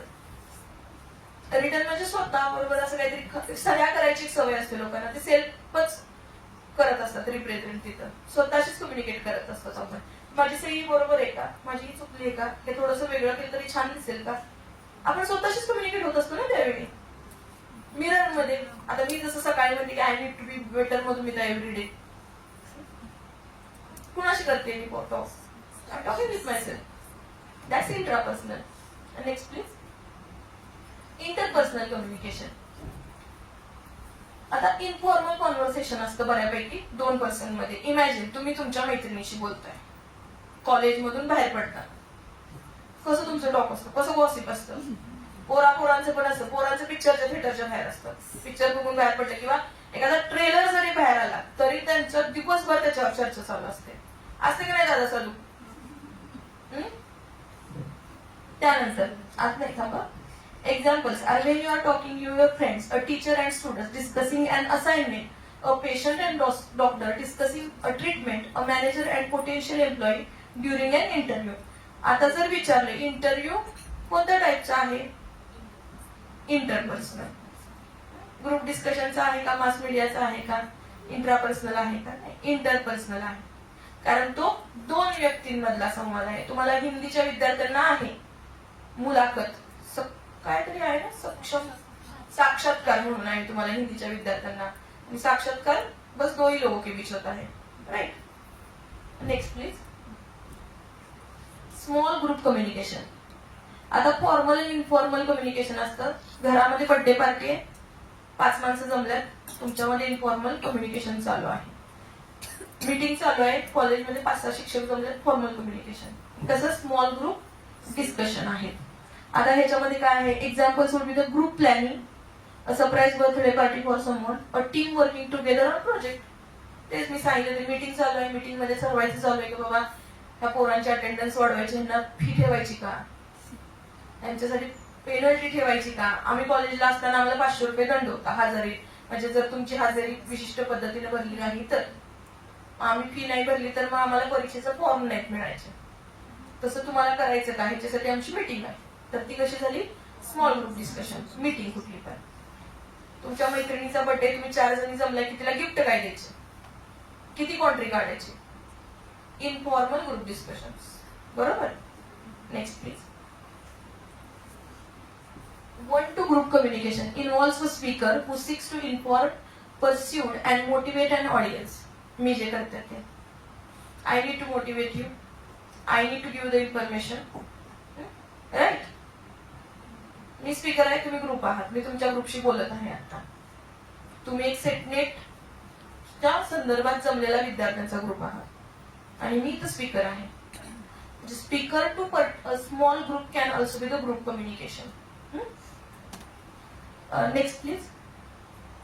आता मास कम्युनिकेशन मग अशी सांगितलं ते. Mass communication means electronic or print transmission of message to the general public outlets called mass media, including like radio, television, film and printed materials designed to reach large audience. Newspaper large ऑडियन्सला पोहोचतो का, पोहोचतो. त्यानंतर जाहिरातीचे ते pamphlet तयार केले जातात, ते पोहोचतात का तुमच्यापर्यंत, पोहोचतात. म्हणजे ते काय आहे, मास मीडियाचा प्रकार आहे. लार्जर स्केलवरती ज्यावेळी लोकांना अफेक्ट करतं कम्युनिकेशन ते. त्यानंतर अजून त्याच्यात काय उदाहरण आहेत बघा, बुक्स पण आहेत. बिलबोर्ड्स. बिलबोर्ड्स म्हणजे काय, एखाद्या मध्ये होर्डिंग बघता का, मास कम्युनिकेशन साठीच आहे. त्याला पर्टिक्युलर श्रोता नाहीये. पर्टिक्युलर श्रोता असतो इंटरपर्सनल कम्युनिकेशन मध्ये किंवा जास्तीत जास्त ग्रुप डिस्कशन मध्ये, ग्रुप कम्युनिकेशन मध्ये. ह्याच्यामध्ये पर्टिक्युलर श्रोता नाही, श्रोते सगळे आहेत, ज्याला घ्यायचे त्याला घ्यायचे. बरोबर आहे. हे काय झालं, मास कम्युनिकेशन. पेपर पुढारी आहे, लोकमत आहे, दैनिक सकाळ आहे, सगळे आहेत. जो जे वाचेल ते वाचेल. कोण पुढारी वाचेल, कोण सकाळ वाचेल, सगळ्यांपर्यंत पोहोचणार. Next please. आता बॅरियर्स. आता प्रत्येक ठिकाणचे बॅरियर्स असतात. बॅरियर्स म्हणजे काय सांगा बरं मला. व्हॉट म्हणजे काय मॅडम, काय म्हणजे व्हॉट, अडथळे. झालं. अरे अडथळे म्हणजे नक्की काय होतं कम्युनिकेशन करताना. बरं चला तुम्हाला एक उदाहरण विचार. इंग्लिश शिकताना तुम्हाला काय प्रॉब्लेम, भाषेचा प्रॉब्लेम येतो, व्याकरणाचा, भाषेचा, व्याकरणाचा, कॉन्फिडन्सचा. हे तुमचे कम्युनिकेशनचे बॅरियर्स आहेत. बरोबर. मग आता त्या बॅरियर्सला पण नावं आहेत. एक पर्टिक्युलर साच्यामध्ये ते ढाळलेले असतात. रिसर्चर्सनी त्याच्यावर खूप रिसर्च केलेला असतो आणि मग त्याला एक उदाहरण म्हणजे नाव दिलेलं असतं. आता त्याचं पण नामकरण काय काय ते बघायचं नंतर. There are lot of cause of misunderstanding and misinterpretation of message communicated as a process of communication. म्हणजे बॅरियर्स ज्यावेळी असतात त्यावेळी काय होतं, मिसइंटरप्रिटेशन, मिसअंडरस्टँडिंग होते. मिसइंटरप्रिटेशन म्हणजे बांगलादेशमध्ये कोणतरी गेलाय आणि म्हटलं की मला 2 खोकी द्या. मी काय म्हटलं, बांगलादेशमध्ये 2 खोकी मागितलं. त्याला सामान न्यायचे रे, त्याला काहीतरी सामान घेतले, सामान न्यायचे. तर म्हटलं दुकानात म्हटलं 2 खोकी द्या. तर माणूस त्याला हाणणार का, हाणणार, त्यांच्याकडे खोका म्हणजे पोरगी, खोकी म्हणजे पोरगी आणि खोका म्हणजे पोरगा. हा त्यांचा शब्द आहे का तिथलं वापरले जाणार. आपल्याकडे पोरगा पोरगी म्हणतात ना, ते खोका खोकी म्हणतात. मग आता त्याला हाणणार का नाही सांगा बरं, 2 खोकी मागितल्यावरती. हे काय आहे, बॅरियर्स आहेत, म्हणजे सिमेंटिक बॅरियर्स झाले किंवा लँग्वेज बॅरियर्स झाले. मग काय होतं, मिसअंडरस्टँड होतं ना. हे कशामुळे होतं, बॅरियर्स म्हणून. बॅरियर्स वरती जवळ पुढं. आता problems, barriers, breakdowns may arise at any levels. Sender's level, सेंडरला पण बॅरियर्स येतात. सेंडरला बॅरियर्स काय येऊ शकतात आपण बघूया. Organising thought, ideas, message, encoding message. म्हणजे तुमच्या डोक्यामध्ये खूप छान आयडिया आहे की असं असं मला घर लावायचंय किंवा असं असं मला प्रोजेक्ट करायचंय, पण तुम्ही जर तो सिक्वेन्शियली जर मांडू शकला नाही, तुम्हाला जर ती आयडिया एन्कोड नाही करता आली, म्हणजे मी काय म्हणते, शब्दबद्ध करायची पण एक कला असते, आणि मग ती शब्दबद्ध जर तुम्हाला करता आली नाही कोणत्याही प्रकारे, मग सिम्बॉल्स असतील, शब्द असतील, कशाही प्रकारे, तर तो बॅरियर कुठून सुरू होणार, तुमच्याकडूनच जाताना मेसेज स्पष्ट जाणार नाही. तो कुणाचा बॅरियर झाला, सेंडरचा बॅरियर झाला. त्यानंतर receivers, receiving the message, decoding the received message, understanding, interpreting the message. आता रिसिव्ह करताना मी बोलतीये आणि मध्ये ती भिंत आहे, त्या भिंतीच्या पलीकडच्याला ऐकूच जाणार आहे का, मग तो रिसिव्ह होणार आहे का व्यवस्थित, तर तो रिसिव्ह होणार नाही व्यवस्थित. त्यानंतर मी इथल्या इथं बोलतीये, रिसिव्ह केला मेसेज, पण डिकोडच झाला नाही त्याला, म्हणजे मी काय बोलते त्याला समजलंच नाही, तरी रिसिव्हरचा प्रॉब्लेम होणार आहे. त्यानंतर म्हणजे त्याला अंडरस्टँड, ते मी म्हटलं तसं करताच येत नाहीये, म्हणजे माझ्या 4 वर्षाच्या मुलाला मी कम्युनिकेशन सांगू शकत नाही आता, तसं अंडरस्टँडिंग कमी पडते इथं. हा कुणाचा बॅरियर झाला, रिसिव्हरचा. सेंडरचा बॅरियर कधी होतो, एन्कोडिंग मध्ये होतो, आणि रिसिव्हरचा कुठं होतो, डिकोडिंग मध्ये होतो. त्यानंतर ट्रान्समिशन लेवल वेअर नॉइज अक्युअर्स, मगाशी सांगितलं तसं, while talking it any kind of noise, म्हणजे even you are talking on the telephone, आणि मग त्या कनेक्शन मध्ये काहीतरी बाबा तांत्रिक अडचण आहे, तरी आवाजामध्ये प्रॉब्लेम येईल. तुम्ही बोलताय फोनवरती आणि रस्त्याने हॉर्न वाजायला लागले, सिग्नल सुटला, हॉर्न वाजायला लागले, तरी पण नॉइजचा प्रॉब्लेम येणार आहे मध्ये. त्यानंतर the feedback reaction level, that is necessity condition of the completion of the process. फीडबॅकच आला नाही लवकर, कारण समोरच्याला एन्कोडच झालेला नाही मेसेज. मग समोरचा अजून त्याला परत सेंडर त्याला देऊ शकेल का मेसेज पुढचा, नाही. प्रॉपर फीडबॅक आला तर तुम्हाला समोरचा परत मेसेज देऊ शकतो, बरोबर आहे का नाही. So you need to give the proper feedback. आता tools of effective communication cycle, be breath, manners, using eye, be positive, good listener, spice up your words, म्हणजे थोडं चांगल्या पद्धतीनं चांगले शब्द वापरा. त्यानंतर क्लॅरिटी आणि pronunciation. Pronunciation in the sense उच्चार, तुमचे उच्चार क्लिअर असतील तर समोरच्याला तुमचा मेसेज कळणार आहे. क्लॅरिटी पाहिजे तुमच्या शब्दांमध्ये, मागाशी सांगितलं कन्साइज, थोडक्यात मांडायचं. सगळीकडे नाही, फ्रेंडशी बोलताना तुम्ही वेगळ्या पद्धतीने बोलता, पण most of the formal communication you have to make it clear your point. फापट पसारा एवढं म्हणजे पुस्तक करून लिहून चालेल का, तुम्हाला काय सांगायचंय ते, तुम्हाला थोडक्यात लेटर लिहायचंय ना, थोडक्यातच लिहिलं पाहिजे, म्हणजे 1 ते 2 पॅरेग्राफ कन्साइज असलं पाहिजे तुमचा मेसेज. म्हणजे तुम्हाला उदाहरण द्यायचं तर तुम्ही लेटर लिहिता, त्याचा सब्जेक्ट लिहावा लागतो, किंवा ईमेल मध्ये पण सब्जेक्ट नावाची गोष्ट असते. सब्जेक्ट 4 ओळीचा 5 ओळीचा लिहून चालेल का, सब्जेक्ट हा कसा असला पाहिजे, कन्साइज असला पाहिजे, म्हणजे लगेच समोरचा म्हणेल हा तो उपयोगाचा आहे का, हा मेल उघडून बघितला पाहिजे आपण. तुमची सब्जेक्ट लाईन इंडिकेट करते ना की तो मेल बघायचा का नाही बघायचा, ते कन्साइज वर्ड वापरायचे. Next please. आता हे काही नवीन वापरायला सुरुवात केलेली शब्द आहेत, ह्या ज्या टर्म्स आहेत त्या मला वाटते सायकोलॉजी मध्ये आणि सोशिओलॉजी मध्ये आहेत, आणि मास कम्युनिकेशन नावाचा जो पेपर असतो त्याच्यामध्ये आहे. तर आता पहिली टर्म बघा, kinesics, the study of how we use body movements and facial expression. म्हणजे ज्यावेळी आपण बोलतोय, आता मी बोलतीये, I am using my hands, I am waving it, I am looking in to your eyes, that's the process of using your body movements. This is called kinesics, and you have to, म्हणजे काय तुम्हाला हे पाठच करावं लागेल, कारण ह्याला अशी मला पण ट्रिक माहित नाही, हे पाठच करावं लागतंय. त्यानंतर हेप्टिक्स, स्टडी ऑफ टच, जे पण हाताने हे केलं जातं, धपाटा मारणे असू दे किंवा कुरवाळणे असू दे, स्टडी ऑफ टच. त्यानंतर proxemics, study of how our use of space influence the ways we relate with others. त्यानंतर chronemics, how people use time. आणि paralanguage, describe vocal qualities such as pitch, volume, inflection, rate of speech and rhythm. मग असे सांगितलं ते pitch of a tone, तुम्ही rhythm मध्ये कोणत्या बोलताय.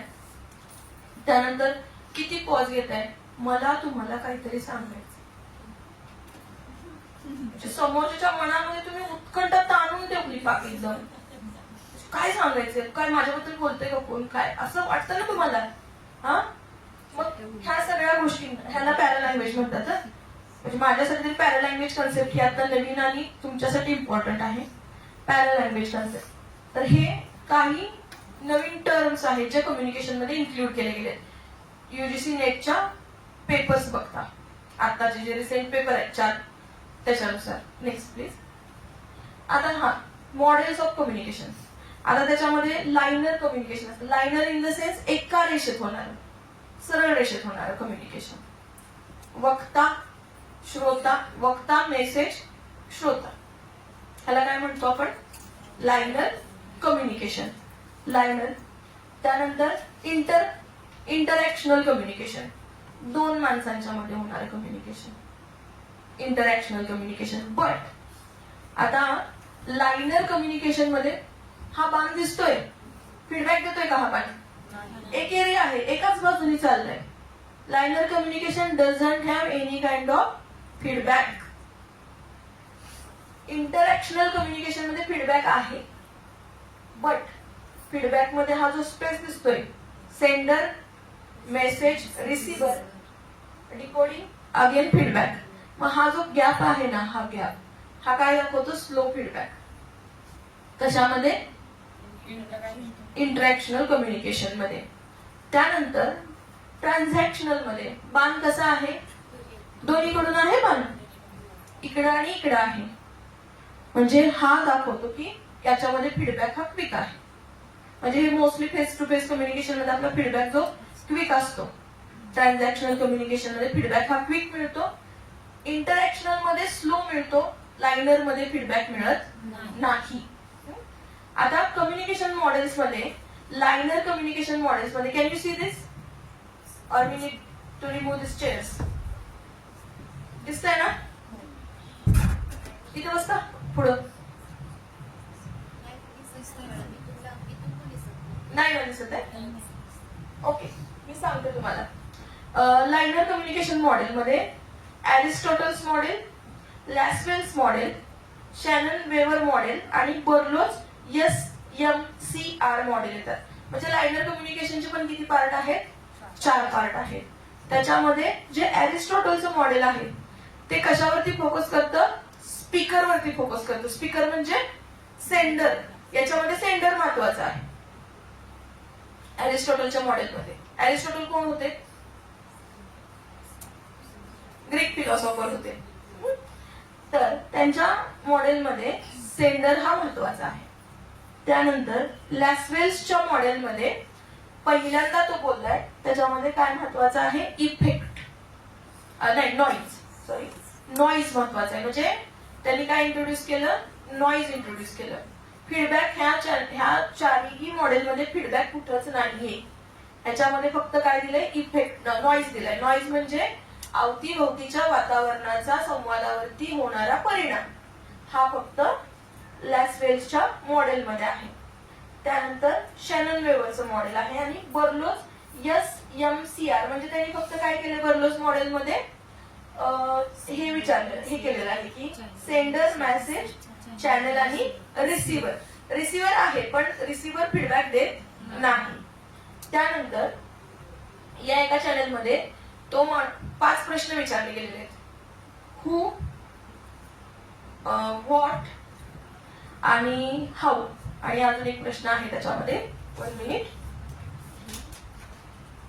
हू, व्हॉट, विच, हुम आणि व्हॉट इफेक्ट. हे लॅसवेलच्या मॉडेलमध्ये, सॉरी लॅसवेलच्या मॉडेलमध्ये काय आहे, पहिला प्रश्न आहे हू. हू म्हणजे कोणाला इथं, सेंडर. त्यानंतर व्हॉट म्हणजे काय आलं? मेसेज. हुम? रिसिव्हर. आणि नंतरचं व्हॉट इफेक्ट. व्हॉट इफेक्ट म्हणजे त्याच्यावरती काय परिणाम होतो. पण परिणाम फक्त विचारात घेतलाय, फीडबॅक विचारात घेतलेला नाही. त्यानंतर शॅनन वेव्हरच्या मॉडेलमध्ये नॉईज आहे, सॉरी लास्ट वेळ म्हटलं मी. शॅनन आणि वेव्हरच्या मॉडेलमध्ये पहिल्यांदा नॉईजची कन्सेप्ट ही सांगण्यात आलेली आहे. आणि बर्लोचचं SMCR त्याच्यावरून प्रश्न असतो. तुम्हाला कधी कधी ह्याचं क्रोनॉलॉजिकली लावावं लागतं की एक मेसेज कसा समोरच्याला जातोय, त्याचं तुम्हाला क्रोनॉलॉजिकली दाखवावं लागतं. त्यानंतर ट्रान्झॅक्शनल कम्युनिकेशन मॉडेल आणि इंटरॅक्टिव्ह कम्युनिकेशनल मॉडेल आहे. त्याच्यामध्ये जे ओसगार्ड श्रेमन मॉडेल आहे त्याला सर्क्युलर मॉडेल असं म्हटलं जातं. का सर्क्युलर मॉडेल म्हटलं जातं? कारण त्याच्यामध्ये कम्युनिकेशन प्रोसेस ही पूर्ण होते आणि फीडबॅक मिळाल्यावरती परत सेंडर हा नवीन मेसेज पाठवतो. त्यामुळे त्याला सर्क्युलर कम्युनिकेशन प्रोसेस असं म्हटलं जातं. नेक्स्ट ह्याच्यामध्ये मेसेज आहे, डिकोडर आहे, इंटरप्रिटर. त्यानंतर एन्कोड करतो परत त्याचा फीडबॅक. फीडबॅक सुद्धा एन्कोड करावा लागतो. म्हणजे तुम्हाला जर वाटलं की रिसिव्हर नाहीच एन्कोड करत तर रिसिव्हर फीडबॅक एन्कोड करत असतो आणि सेंडर हा फीडबॅक डिकोड करतो. सेंडर हा काय डिकोड करतो? फीडबॅक डिकोड करतो. बघा प्रोसेस बघा, मेसेज डिकोड, त्यानंतर इंटरप्रेट, त्यानंतर एन्कोड करतोय काय? फीडबॅक, परत तिकडे पाठवलं गेलं. सर्क्युलर मोशन मध्ये ही प्रोसेस होत आहे. Next please. संपलं त्याचं क्वेश्चन. त्यानंतर क्वेश्चनची एक PDF आहे ती ओपन करा.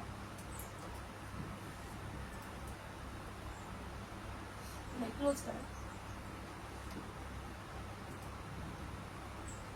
Communication PYQ. Communication PYQ.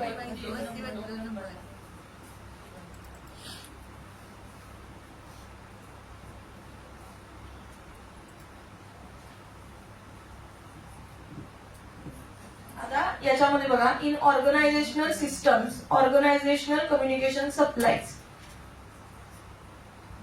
काय आन्सर आहे त्याचं? Social inputs. का आहे? Organisational system encompasses formal and informal structure, process, organisation आणि त्यामुळे त्यातलं सोशल इनपुट्स त्याच्यामध्ये असतात. ऑर्गनायझेशनल कम्युनिकेशन मध्ये provide social inputs that shape organisation. Effective communication ensures employees understand the organizational things. आता poor communication lead to confusion and conflict. एकच minute.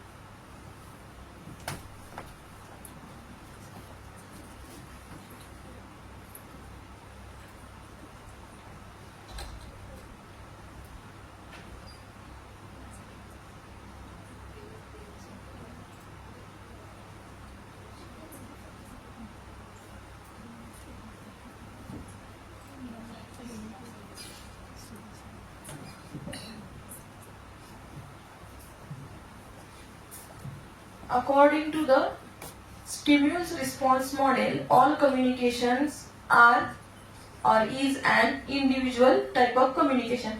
म्हणजे मागाशी जे मी मॉडेल सांगितले त्याच्यामध्ये अजून एक मॉडेल कुठलं आहे? Stimulus response model. मग हे जे काही छोटे छोटे मॉडेल्स आहेत किंवा मगाशी मी जे एक 7-8 मॉडेल सांगितले तुम्हाला, ते मॉडेल तुम्हाला डिटेलमध्ये स्टडी करावे लागतील. आपण ते सगळेच मॉडेल शिकवायचे म्हणजे 2-3 तास लागतील आपल्याला, म्हणजे रोज एखादा तास घ्यावा लागेल. तुम्हाला याच्यासाठी एक 10 मार्काला 5 प्रश्न येतात, बरोबर आहे? हे हक्काचे मार्क आहेत तुमच्या. कम्युनिकेशन, कॉम्प्रेहेन्शन हे तुमच्या हक्काचे मार्क आहेत. इथं काही चुकायची गरज नाही. आणि उत्तर देताना कायम एक लक्षात ठेवायचं, तुम्हाला जास्तीत जास्त पॉझिटिव्ह आन्सर शोधायचं. तुम्ही कन्फ्युज आहात, तुम्हाला आन्सर माहित नाही, त्यावेळी तुम्हाला कुठला आन्सर शोधायचंय? जास्तीत जास्त पॉझिटिव्ह असेल असं. शिक्षक विद्यार्थ्यांना रागवतात. खाली समज उत्तर आहे की शिक्षकांना बरं वाटतंय रागवल्यावरती, किंवा विद्यार्थ्यांना त्यांच्या चुकांची जाणीव करून दिली पाहिजे, विद्यार्थ्यांना वर्तवणुकीत योग्य बदल घडवला पाहिजे. तर ह्याच्यामध्ये शाब्दिक पण मी म्हणते वर्तवणुकीत योग्य बदल घडवण्यासाठी हे त्यातल्या त्यात अप्रोप्रिएट असणार आहे. म्हणजे तुम्हाला उत्तर देताना कोणतेही उत्तर जे असे कन्फ्युजिंग असतात तिथे तुम्हाला जास्तीत जास्त पॉझिटिव्ह उत्तर शोधायचं असते ह्याचं कम्युनिकेशनचं देताना. त्यानंतर आपण एक 5-5 प्रश्न. तुम्हाला कम्युनिकेशन कन्सेप्ट तरी कळली का? संप्रेषण कशासाठी महत्वाचं आहे? संवादासाठी. संवाद साधल्यावरती समाज हा व्यवस्थित चालतो. सेटनेटला कम्युनिकेशन का आहे? अरे शिक्षकाचा पेशाच आहे ना कम्युनिकेशन. कम्युनिकेट केल्याशिवाय तुम्हाला आयडियाज, तुमचं जे टेक्स्ट आहे प्रिस्क्राईब ते तुमच्यापर्यंत पोहोचवावं लागतं. Sometimes I have to encode it. Encode करून तुम्हाला द्यायचंय ते. बरोबर आहे. I am the medium right now between you and your book. Facilitator आहे नाही आता. म्हणजे कम्युनिकेशनची इम्पॉर्टन्स तुम्हाला माहिती आहे म्हणून ते नेट सेटला आहे. तुम्हाला वाटेल का असले टॉपिक दिलेले असतात नेट सेटला. टीचिंग ऍप्टिट्यूड आहे, रिसर्च मेथड आहे. रिसर्च मेथड का असतात? रिसर्च वाढला म्हणजे आपल्याला त्या विषयातलं सब्जेक्ट नॉलेज वाढतं. रिसर्च म्हणजे काय? सब्जेक्ट नॉलेज वाढवतं ना तुमचं रिसर्च. म्हणून ह्या सगळ्या जे टॉपिक्स आहेत छोटे छोटे ते वाटताना असं वाटतं की वास्ट आहेत, नको आहेत, पण ते आवश्यक आहे. एक प्राध्यापक होण्यासाठी ही परीक्षा तुम्ही देता म्हटल्यावरती या सगळ्या गोष्टी तुम्हाला छोट्या छोट्या माहित नाही. डाटा इंटरप्रिटेशन सुद्धा. विद्यार्थ्याची गुणवत्ता, त्याची टक्केवारी, त्याला पडलेले मार्क, त्याची होत असलेली प्रगती ही तुमच्या लक्षात आली पाहिजे का नाही? म्हणजे ह्या छोट्या छोट्या गोष्टी सगळ्या आपल्या लक्षात याव्यात म्हणून हा सिलेबस असतो. मग आता ह्याच्यामध्ये आपण कम्युनिकेशन आज बघितलं. कम्युनिकेशनचं तुम्हाला महत्व कळलं. कम्युनिकेशन मध्ये बॅरियर्स भरपूर असतात. सिमॅन्टिक. सिमॅन्टिक म्हणजे मी मागाशी सांगितलं तसं शाब्दिक. Physical barrier. फिजिकल बॅरियर म्हणजे अडथळे. फिजिकल खिडकीदार हे सगळे अडथळे. सायकोलॉजिकल बॅरियर एक असतं. सायकोलॉजिकल बॅरियर म्हणजे काय सांगा बरं? मानसिक क्षमता समोरच्याची. समोरच्याची मानसिक क्षमता म्हणजे त्याचं एज, जेंडर ह्या गोष्टी मॅटर करतात. इफ मी मेसेज कम्युनिकेट करता, एवढाच मेसेज मी कम्युनिकेट केला, every woman will know my message. Every woman will know my message. Every girl will know my message. But boys will not understand my message. Gender. There will be the gender barrier because it is between us. Do you understand? Right? This is psychological, language, physiological barrier. Physiological म्हणजे काही लोक दिव्यांग असतात, म्हणजे मानसिक क्षमता काही त्यांच्या कमी असतात, त्याही बॅरियर्स असतात. सिमॅन्टिक 7 बॅरियर्स आहेत. सिमॅन्टिक, लँग्वेज बॅरियर, कल्चरल बॅरियर एक असतात. कल्चर म्हणजे तुम्ही इथून कन्नड मध्ये गेला तर तुमचं कल्चर वेगळं, त्यांचं कल्चर वेगळं. त्यामुळे तुमचं वर्शिपिंग स्टाईल वेगळी असणार, त्यांची वर्शिपिंग स्टाईल वेगळी असणार. मग त्यामुळे तुमच्यामध्ये कम्युनिकेट होताना थोडे बॅरियर्स निर्माण होणार. आपल्याकडे फुलं वाहत असतील, त्यांच्याकडे दुसरं काहीतरी वाहत असतील, म्हणजे आपल्या लक्षात येत नाही, त्यांच्या लक्षात येत नाहीत आपल्या पद्धती. हे छोटे छोटे बॅरियर्स जे असतात. किंवा आता आपल्याकडं बाहेरच्या देशातून आलेली मुलं आहेत, त्यांचं कल्चर वेगळं, आपलं कल्चर वेगळं. मग त्यांच्याशी कम्युनिकेट करताना त्यांना आपले कल्चर जर माहित नसेल तर तुम्ही आपल्या संक्रांतीबद्दल त्यांच्याशी बोलत बसला तर त्यांना काहीही समजणार नाही. त्यांना संक्रांत कशी कळणार की तिळगुळ द्यायचे, गोड बोलायचं. म्हणजे हे कसं कल्चरल बॅरियर झालं ना. हे आपल्याला माहित नाही, आपल्या कल्चरच्या गोष्टी आहेत. त्यांच्याकडचा एखादा सण आहे तो आपल्याला माहित नाही, तो त्याचं आपल्याला सांगतो. मग ते कल्चरल बॅरियर्स असतात. त्यानंतर आपण आता PYQ घेऊया. सगळ्यांनी मग अशी सांगितल्याप्रमाणे अपेक्षा आहे डाउनलोड केलेला आहे सेट A, आणि तिथं पण आपण सेट A ओपन करणार आहोत.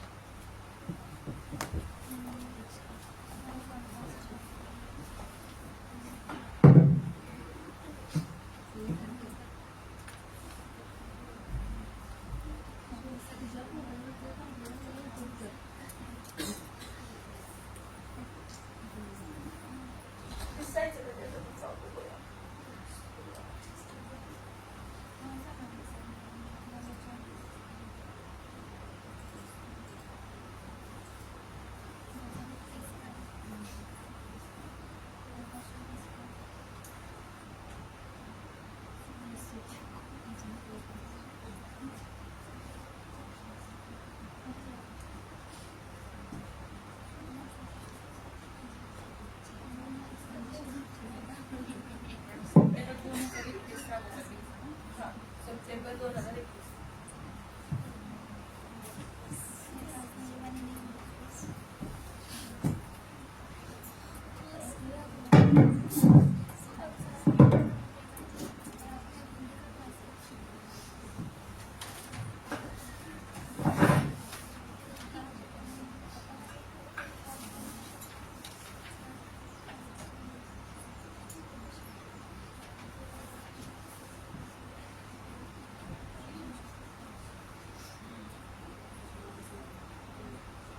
आता क्वेश्चन काय आहे बघा, लिहून घ्यायचा वहीमध्ये क्वेश्चन.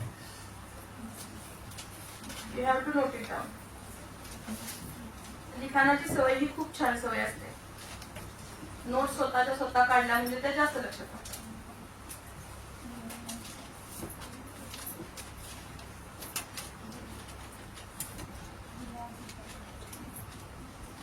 झाला लिहून? दिसतोय तुम्हाला? स्पष्ट दिसतोय? तर सेट ए चं वैशिष्ट्य मला असं मगाशी कळलं की सेट ए मध्ये एक 16 नंबर पासून मोस्टली 16 नंबर पासून 20 नंबर पर्यंत 21 नंबर पर्यंत हे कम्युनिकेशनचे क्वेश्चन आहे सेट ए मध्ये. हा 16 पासूनचे खालचे क्वेश्चन लिहायचे 5. मग आपण ते सोडवायचे. 5 क्वेश्चन आहेत ना, 10 मार्काला आहे. आणि दुसरी गोष्ट, त्याचे जे ऑप्शन असतात त्याच्याशी रिलेटेड माहितीही गोळा करायची. म्हणजे ऑप्शन तिथं आलाय म्हणजे त्याला मिनिंग काहीतरी असणारच आहे. विदाउट मिनिंग ऑप्शन येत नसतो. म्हणजे ऑप्शनचा प्रश्न शोधायचा आपण. ऑप्शनचा प्रश्न शोधायचा. त्यासाठी मी वापरलं होतं कुठलं तरी ऍप होतं, टेक्स्टबुक नावाचं ऍप आहे, ते मी युज केलं होतं. त्याच्यावरती ऑप्शनचे प्रश्न पण होते. तर आता आपला प्रश्न काय आहे, न्यू कोड. हा कोड आहे फिलोसोफर आहे.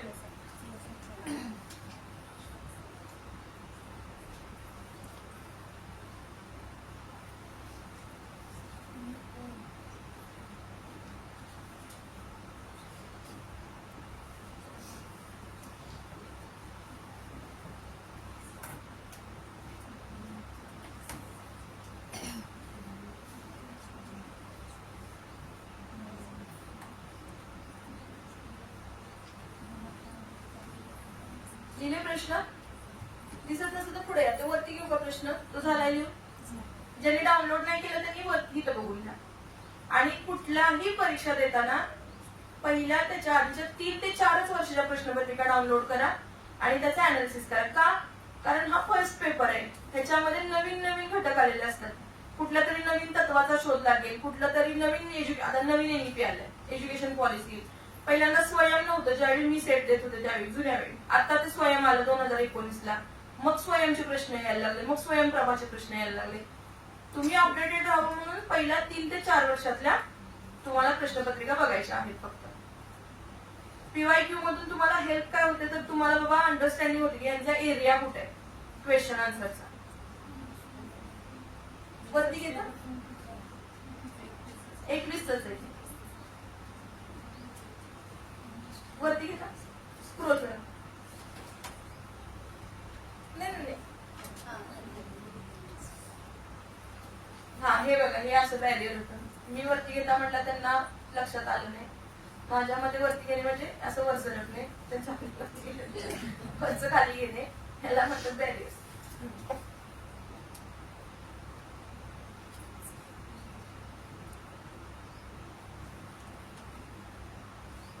तुमचं लिहून झालं की सांगा, मग आपण डिस्कशन करूया त्याच्यावरती.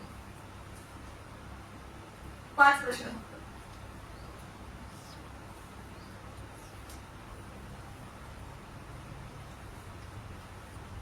ऑप्शन पण द्यायचे. हा लिहा तू.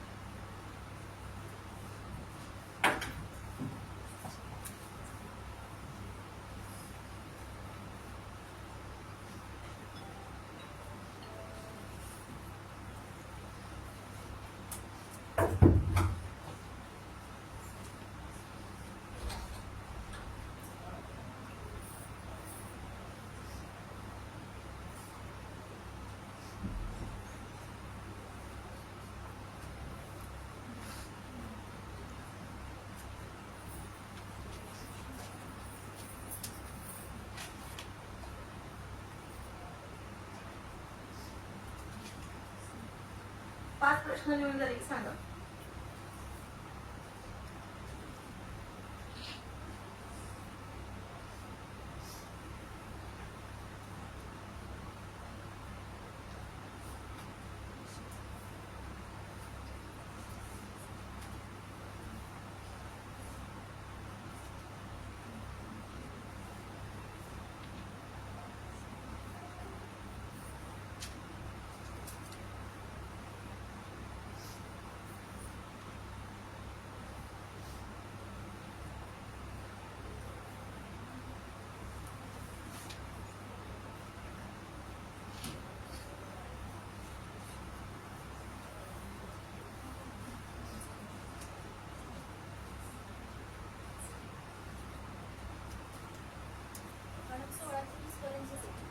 हा.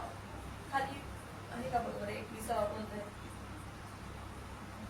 नाही 16 ते 20. 2022 पासून ते का नाही 24. 2022 ला माझा स्कोर होता 165 आणि कट ऑफ होता 164. आणि ज्यावेळी मी फ्रेश तुमच्यासाठी मे झाली होती त्यावेळी माझा स्कोर असायचा 200, पण आमचा त्यावेळीचा कट ऑफ 212, 214, 200च्या वर असायचा. त्यावेळी 3 पेपर असायचे आम्हाला. आपण आता क्वेश्चन आन्सर बघूया. पहिला क्वेश्चन घेता.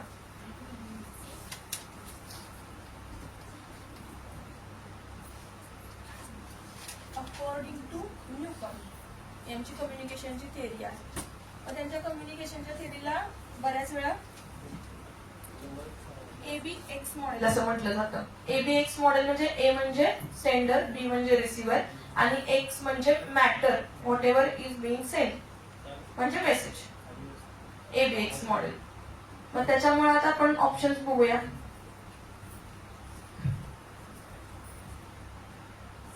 Sender, receiver, media, message. कधी कधी प्रश्न वाचताना हे नॉट, नो हे वाचायचं राहून जातं. आपल्याला पॉझिटिव्ह उत्तर शोधायचं का निगेटिव्ह लक्षात येत नाही. त्यामुळे प्रश्न वाचताना एकदा व्यवस्थित वाचायचा, गडबड करायची नाही. Not so much important. आता आपल्याला माहिती आहे की त्यांचं ABX मॉडेल आहे.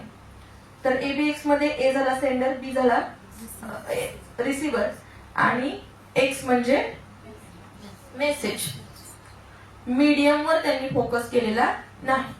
म्हणजे ह्याचा अप्रोप्रिएट आन्सर काय असणार आहे? मीडियम. त्याच्या खालचा क्वेश्चन घ्या.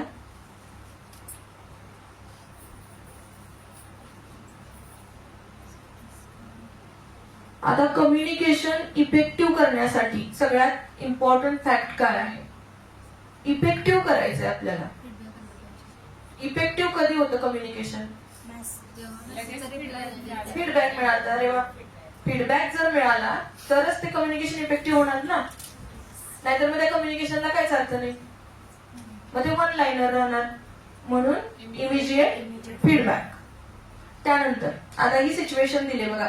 Supervisor in factory orders worker and workers follows the order. This is a dash dash type of communication. पण इथं ऑप्शन आहे व्हर्टिकल, हॉरिझॉन्टल, नॉन फॉर्मल आणि डिस्टन्स. व्हर्टिकल कारण हे उभा आहे, हायरार्की आहे ह्याच्यामध्ये. त्यामुळे हे झालं व्हर्टिकल. म्हणजे कोणत्याही वरिष्ठाकडून कनिष्ठाला ज्यावेळी सूचना दिली जाते त्यावेळी ते व्हर्टिकल किंवा मग डाऊनवर्ड कम्युनिकेशन असतं. त्यानंतर पुढचा.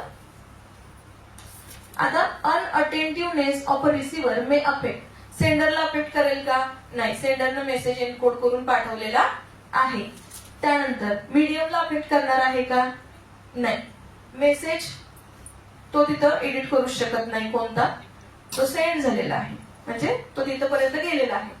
मग अनअटेंटिव्हनेस म्हणजे काय? श्रोत्याचं लक्ष नसणे. जो कोणी रिसिव्हर आहे त्याचं लक्ष नाहीये, तो तिथं व्यवस्थित ऐकत नाहीये, तर मग ते इफेक्टिव्हनेस ऑफ कम्युनिकेशन. वर्गामध्ये शिक्षक शिकवताना जो विद्यार्थी ऐकत नाही, अनअटेंटिव्ह असतो, त्याला परीक्षेमध्ये सांगितलेलं आठवत नाही. हे अनअटेंटिव्हनेस मुळे होतं. Effectiveness of the communication. त्यानंतर programme on TV channel sometime mislead society because. आता ह्याच्यामध्ये आहे audience are in large numbers, audience are illiterate, audience group is heterogeneous आणि difference in sender and receivers perception. आता जो काही मीडिया कंटेंट असतो, समज वेब सिरीज आहे नेटफ्लिक्सची, त्याला एक A+, UA असे सर्टिफिकेट दिले जातात. म्हणजे कंटेंट क्रिएटरचा उद्देश काय असतो की हे 21 वर्षाच्या पुढच्या लोकांनी बघा. पण ते जर आतल्या मुलांनी बघितलं 9वी 10वी 11वी 12वी तर त्याचं डिफरंट मिनिंग होणार. म्हणजे काय होणार, मिसलीड होणार तो. जर तुम्ही मॅच्युअर नसाल आणि तुम्हाला ऍडल्ट कंटेंट तिथं दाखवला गेला पिक्चर मध्ये तर ते मिसलीड होणार सोसायटी.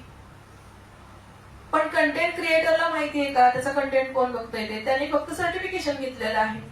त्याच्यामुळं when the TV channels mislead the society when difference in sender and receivers perception. Perceive करण्याची क्षमता असते ना, तुम्ही कसं परसिव्ह करताय. मॅच्युअर लोक वेगळ्या पद्धतीने परसिव्ह करतील, लहान मुलं वेगळ्या पद्धतीने परसिव्ह करतात. कंटेंट काही असला तरी ते तुमच्या ऑडियन्सवर राहते की ते परसिव्ह कसं करताय. हे आपले 20 क्वेश्चन झाले. त्यानंतर आता तुम्हाला जे 3 प्रश्नपत्रिका डाउनलोड करून दिल्यात, अजून एखादी 4थी डाउनलोड करा. त्याच्यामध्ये सेट ए मध्ये हे 15 ते 20 कम्युनिकेशनचे प्रश्न आहेत. तुम्हाला डिफरन्शिएट करायला चांगलं पडेल. त्याच्यानंतर कॉम्प्रिहेन्शनचे त्याच्यावरती टीचिंग अप्टिट्यूड आणि रिसर्च मेथोडॉलॉजी 5-5 क्वेश्चन आहेत. घरी गेल्यावरती आज फक्त 1 तासभर काढायचा. हे जे 5-5 क्वेश्चन आहेत प्रत्येक ह्याचे वेगवेगळे करायचे.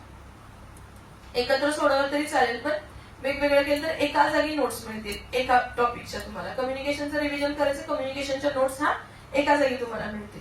आम्ही म्हणजे मी जसं केलंय तसं सांगते. थोडेसे पेपर सॉर्ट आउट करायचे.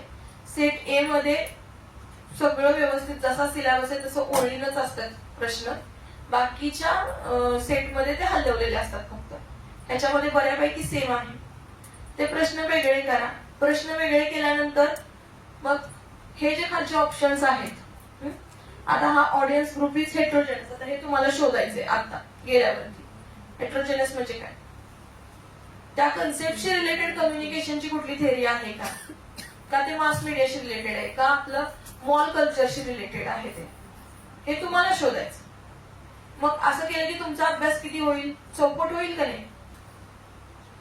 एक प्रश्न सोडवताना जर तुम्ही खालचे 3 ऑप्शन सोडवत असाल तर तुमचा 4 प्रश्नांचा अभ्यास होतो एका वेळेस. बरोबर आहे. अभ्यास करण्याची हीच ट्रिक आहे माझ्याकडून तुम्हाला मी देणार आहे की बाबा तुम्ही खालच्या ऑप्शनचा व्यवस्थित अभ्यास करायचा आहे. ऑप्शन आहे म्हणजे त्याचा कुठेतरी प्रश्न आहे म्हणून त्याचाही तुम्हाला अभ्यास करायचा आहे. सेकंड, तुमचा पेपर 4 मेला आहे म्हणजे तुमच्याकडे अजून भरपूर वेळ आहे. आता किती तारीख आहे, आज 3. 4 जानेवारी ते 4 फेब्रुवारी, 4 फेब्रुवारी मार्च, एप्रिल, 4 महिने. 4 महिन्यात तुम्ही भरपूर अभ्यास करू शकता. त्यासाठी पेपर 1 ला कमी वेळ दिला चालेल, म्हणजे 1 महिनाभर वेळ द्या. ज्याचं पेपर 1 मध्ये ज्याचं मॅथमॅटिकल रिझनिंग चांगलं आहे, सगळं चांगलं आहे, त्याला जास्त टाइम द्या. त्यानंतर तुम्ही जर पीजी स्टुडंट असाल तर तुमच्या पीजीचा सिलेबस. सेकंड, आपण पुणे युनिव्हर्सिटीचा सावित्रीबाई फुले पुणे युनिव्हर्सिटी यांच्या थ्रू सेट एक्झाम कंडक्ट केली जाते, त्यामुळे त्यांचा पीजीचा सिलेबस तो तुमच्याकडे पाहिजेच.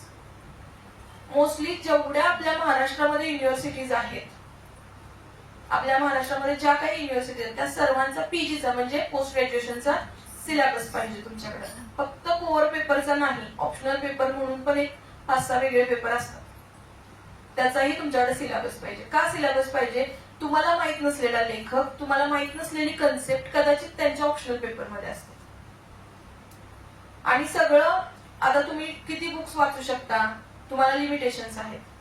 वेळ 4 महिने म्हणून तुम्ही सगळ्या नॉवेल्स वाचून काढू शकत नाही, सगळे बुक्स वाचून काढू शकत नाही. तर अशा वेळी नवीन कन्सेप्ट दिसल्यावरती ऍटलिस्ट विकिपीडियावरती त्याची माहिती वाचायची. बऱ्यापैकी माहिती विकिपीडियावर मिळते, लेखकांची तर असतेच, पुस्तकांची असते, खाली ती लिस्ट पण असते. तर मग अशा वेळी तुम्हाला विकिपीडियाचा जास्तीत जास्त उपयोग करायचा आहे. जेवढी माहिती तुम्हाला वाचायची आहे तेवढी विकिपीडियावर एकदा वाचा, त्याच्या शॉर्ट मध्ये नोट्स काढा हव्या तर, पण विकिपीडियाचा जरूर वापर करा. माहिती संकलन करताना ती माहिती तुमच्या डोक्यात तुम्ही इनपुट करत राहा.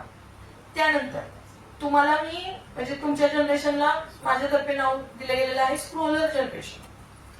Scroller generation in the sense you scroll the reel all the time, right. आणि तुमच्याकडे पेशन्स नसतात. म्हणजे तो रील 30 सेकंदाचा पण तुम्ही बघू शकत नाही.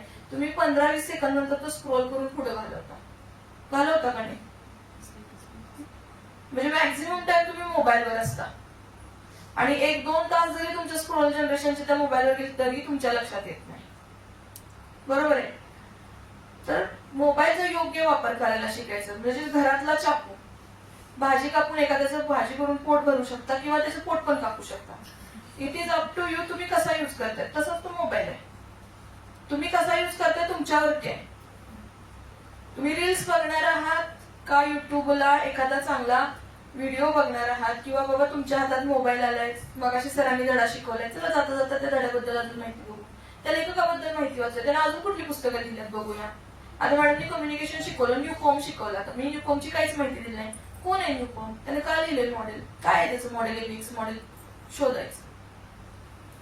लायनर मॉडेल मध्ये अरिस्टॉटलचं मी मॉडेल सांगितलं, स्पीकर ओरिएंटेड आहे. काय आहे त्याचं फॉर्मेशन, ते कोणी बघायचंय, तुम्ही शोधायचंय. तुम्ही शोधलं की तुमच्या जास्त लक्षात राहील ना, मग आपलं कम्युनिकेशन इफेक्टिव्ह होईल. वन वे सगळंच मी तुम्हाला देऊन टाकलं तर मग तुम्ही काय करणार ना. फीडबॅक द्यायला तुम्ही डिकोड काहीतरी केलं पाहिजे का नाही. मला फीडबॅक द्यायला तुम्ही इनकोड केलं पाहिजे काहीतरी. म्हटल्यावरती तुम्हाला अभ्यास हा करावा लागेल. डेली तुम्हाला किती जमेल तेवढा अभ्यास करा, पण डेली तुमच्या मोबाईलच्या टाइम मध्ये जरूर अभ्यास करा. तुम्ही ज्यावेळी मोबाईल बघता त्यावेळी तुम्ही अभ्यास करू शकता. विकिपीडिया जाता जाता किती 1 ते 2 मिनिटं लागतात एखादा लेख वाचायला विकिपीडियावरचा. आणि गुगलच्या मदतीनं ते आपल्या आवडत्या भाषेमध्ये अवेलेबल असतं. मराठी पाहिजे मराठी वाचा, इंग्रजी पाहिजे इंग्रजी वाचा, दुसऱ्या कुठल्या भाषेत वाचायचं लगेच तिथं ट्रान्सलेट होतं ऑटोमॅटिक. तुम्हाला फक्त लँग्वेज सिलेक्ट करायचे. पण तुम्हाला ते लँग्वेज बॅरियर पण नाहीये अभ्यास करायला, की बाबा ही सगळे पुस्तकं इंग्लिशमध्ये मी कधी वाचू, मला अभिजात मराठी भाषा येतच नाही व्यवस्थित. No language barrier is there.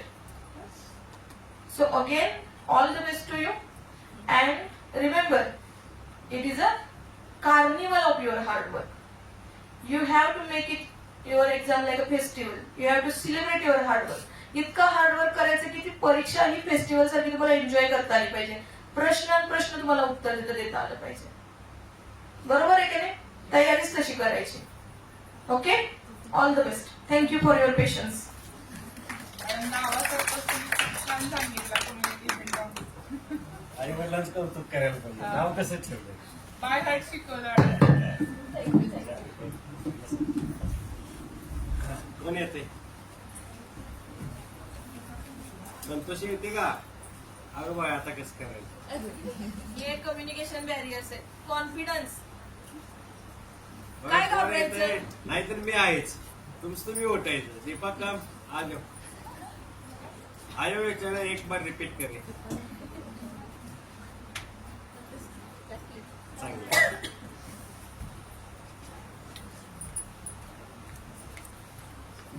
Madam म्हटल्या तसं 4 महिने हातात आहेत. एक लक्षात ठेवा, तुमचं MA-चं PG-चं MSc-चं आता अभ्यास चालू आहे.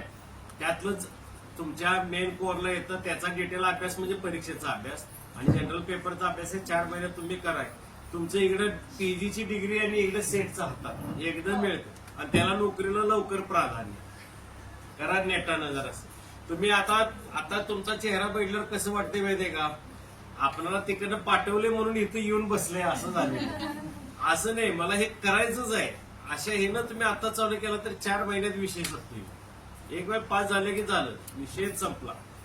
आणि ह्याला महत्व आहे. तुम्ही 1-2 वर्षानं गरज पडली म्हणून जीव लावून केला तो भाग वेगळा गरजेपोटी, पण आता शिकत शिकत हे विषय संपला तर लगेच तुम्ही PhD-ला किंवा आणखी पुढच्या एज्युकेशनला पुढे जाऊ शकता. म्हणजे त्यावेळी हे विषय डोक्यात राहत नाही. नमस्कार, मी सायली संजय जांगडे. मॅडमने आज खूप छान मार्गदर्शन केलं. सेटनेटच्या वर्कशॉप मध्ये कम्युनिकेशन हा टॉपिक जास्त डिटेल मध्ये समजून सांगण्यासारखा आहे, कारण शिक्षक आणि विद्यार्थी यांच्यामध्ये जे कम्युनिकेशन होतं ना, तेच म्हणजे शिकवणं असतं.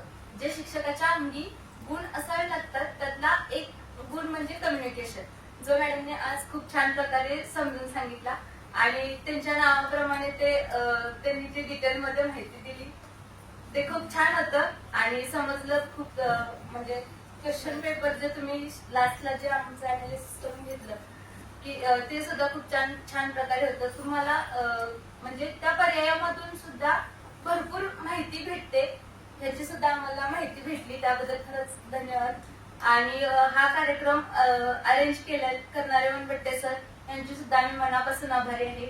आणि तुम्ही सगळ्यांनी इथं उपस्थित राहून हा कार्यक्रम अटेंड केला त्याबद्दल मी तुमची सुद्धा मनापासून आभारी आहे. धन्यवाद. हा बोल ना. बोला. म्हणून म्हटलं कोण येते का आव्हान फोटो नमस्ते सगळ्यांना. काढायचे. मी रीमा कुलकर्णी. आज मॅडमनी कम्युनिकेशन हा टॉपिक खूप सुंदर रीतीने सांगितला आणि त्यांनी त्यांच्या नावाचा अर्थ सांगितला. मधुमिता, मधु म्हणजे गोड आणि मिता म्हणजे फ्रेंड.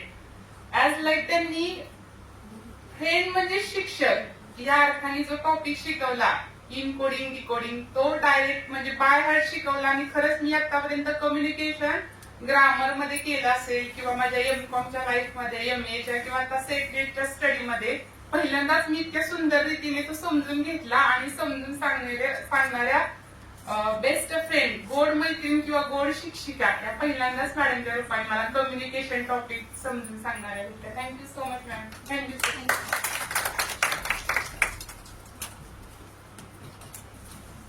मी सरांना विनंती करते की त्यांनी मॅडमना आभारपत्र द्यावं. फोटो काढ लगेच ग्रुपवर टाकायचं. हे का सांगतो मी, हे मी लगेच डाउनलोड करून माझ्या फोल्डरला ठेवतो.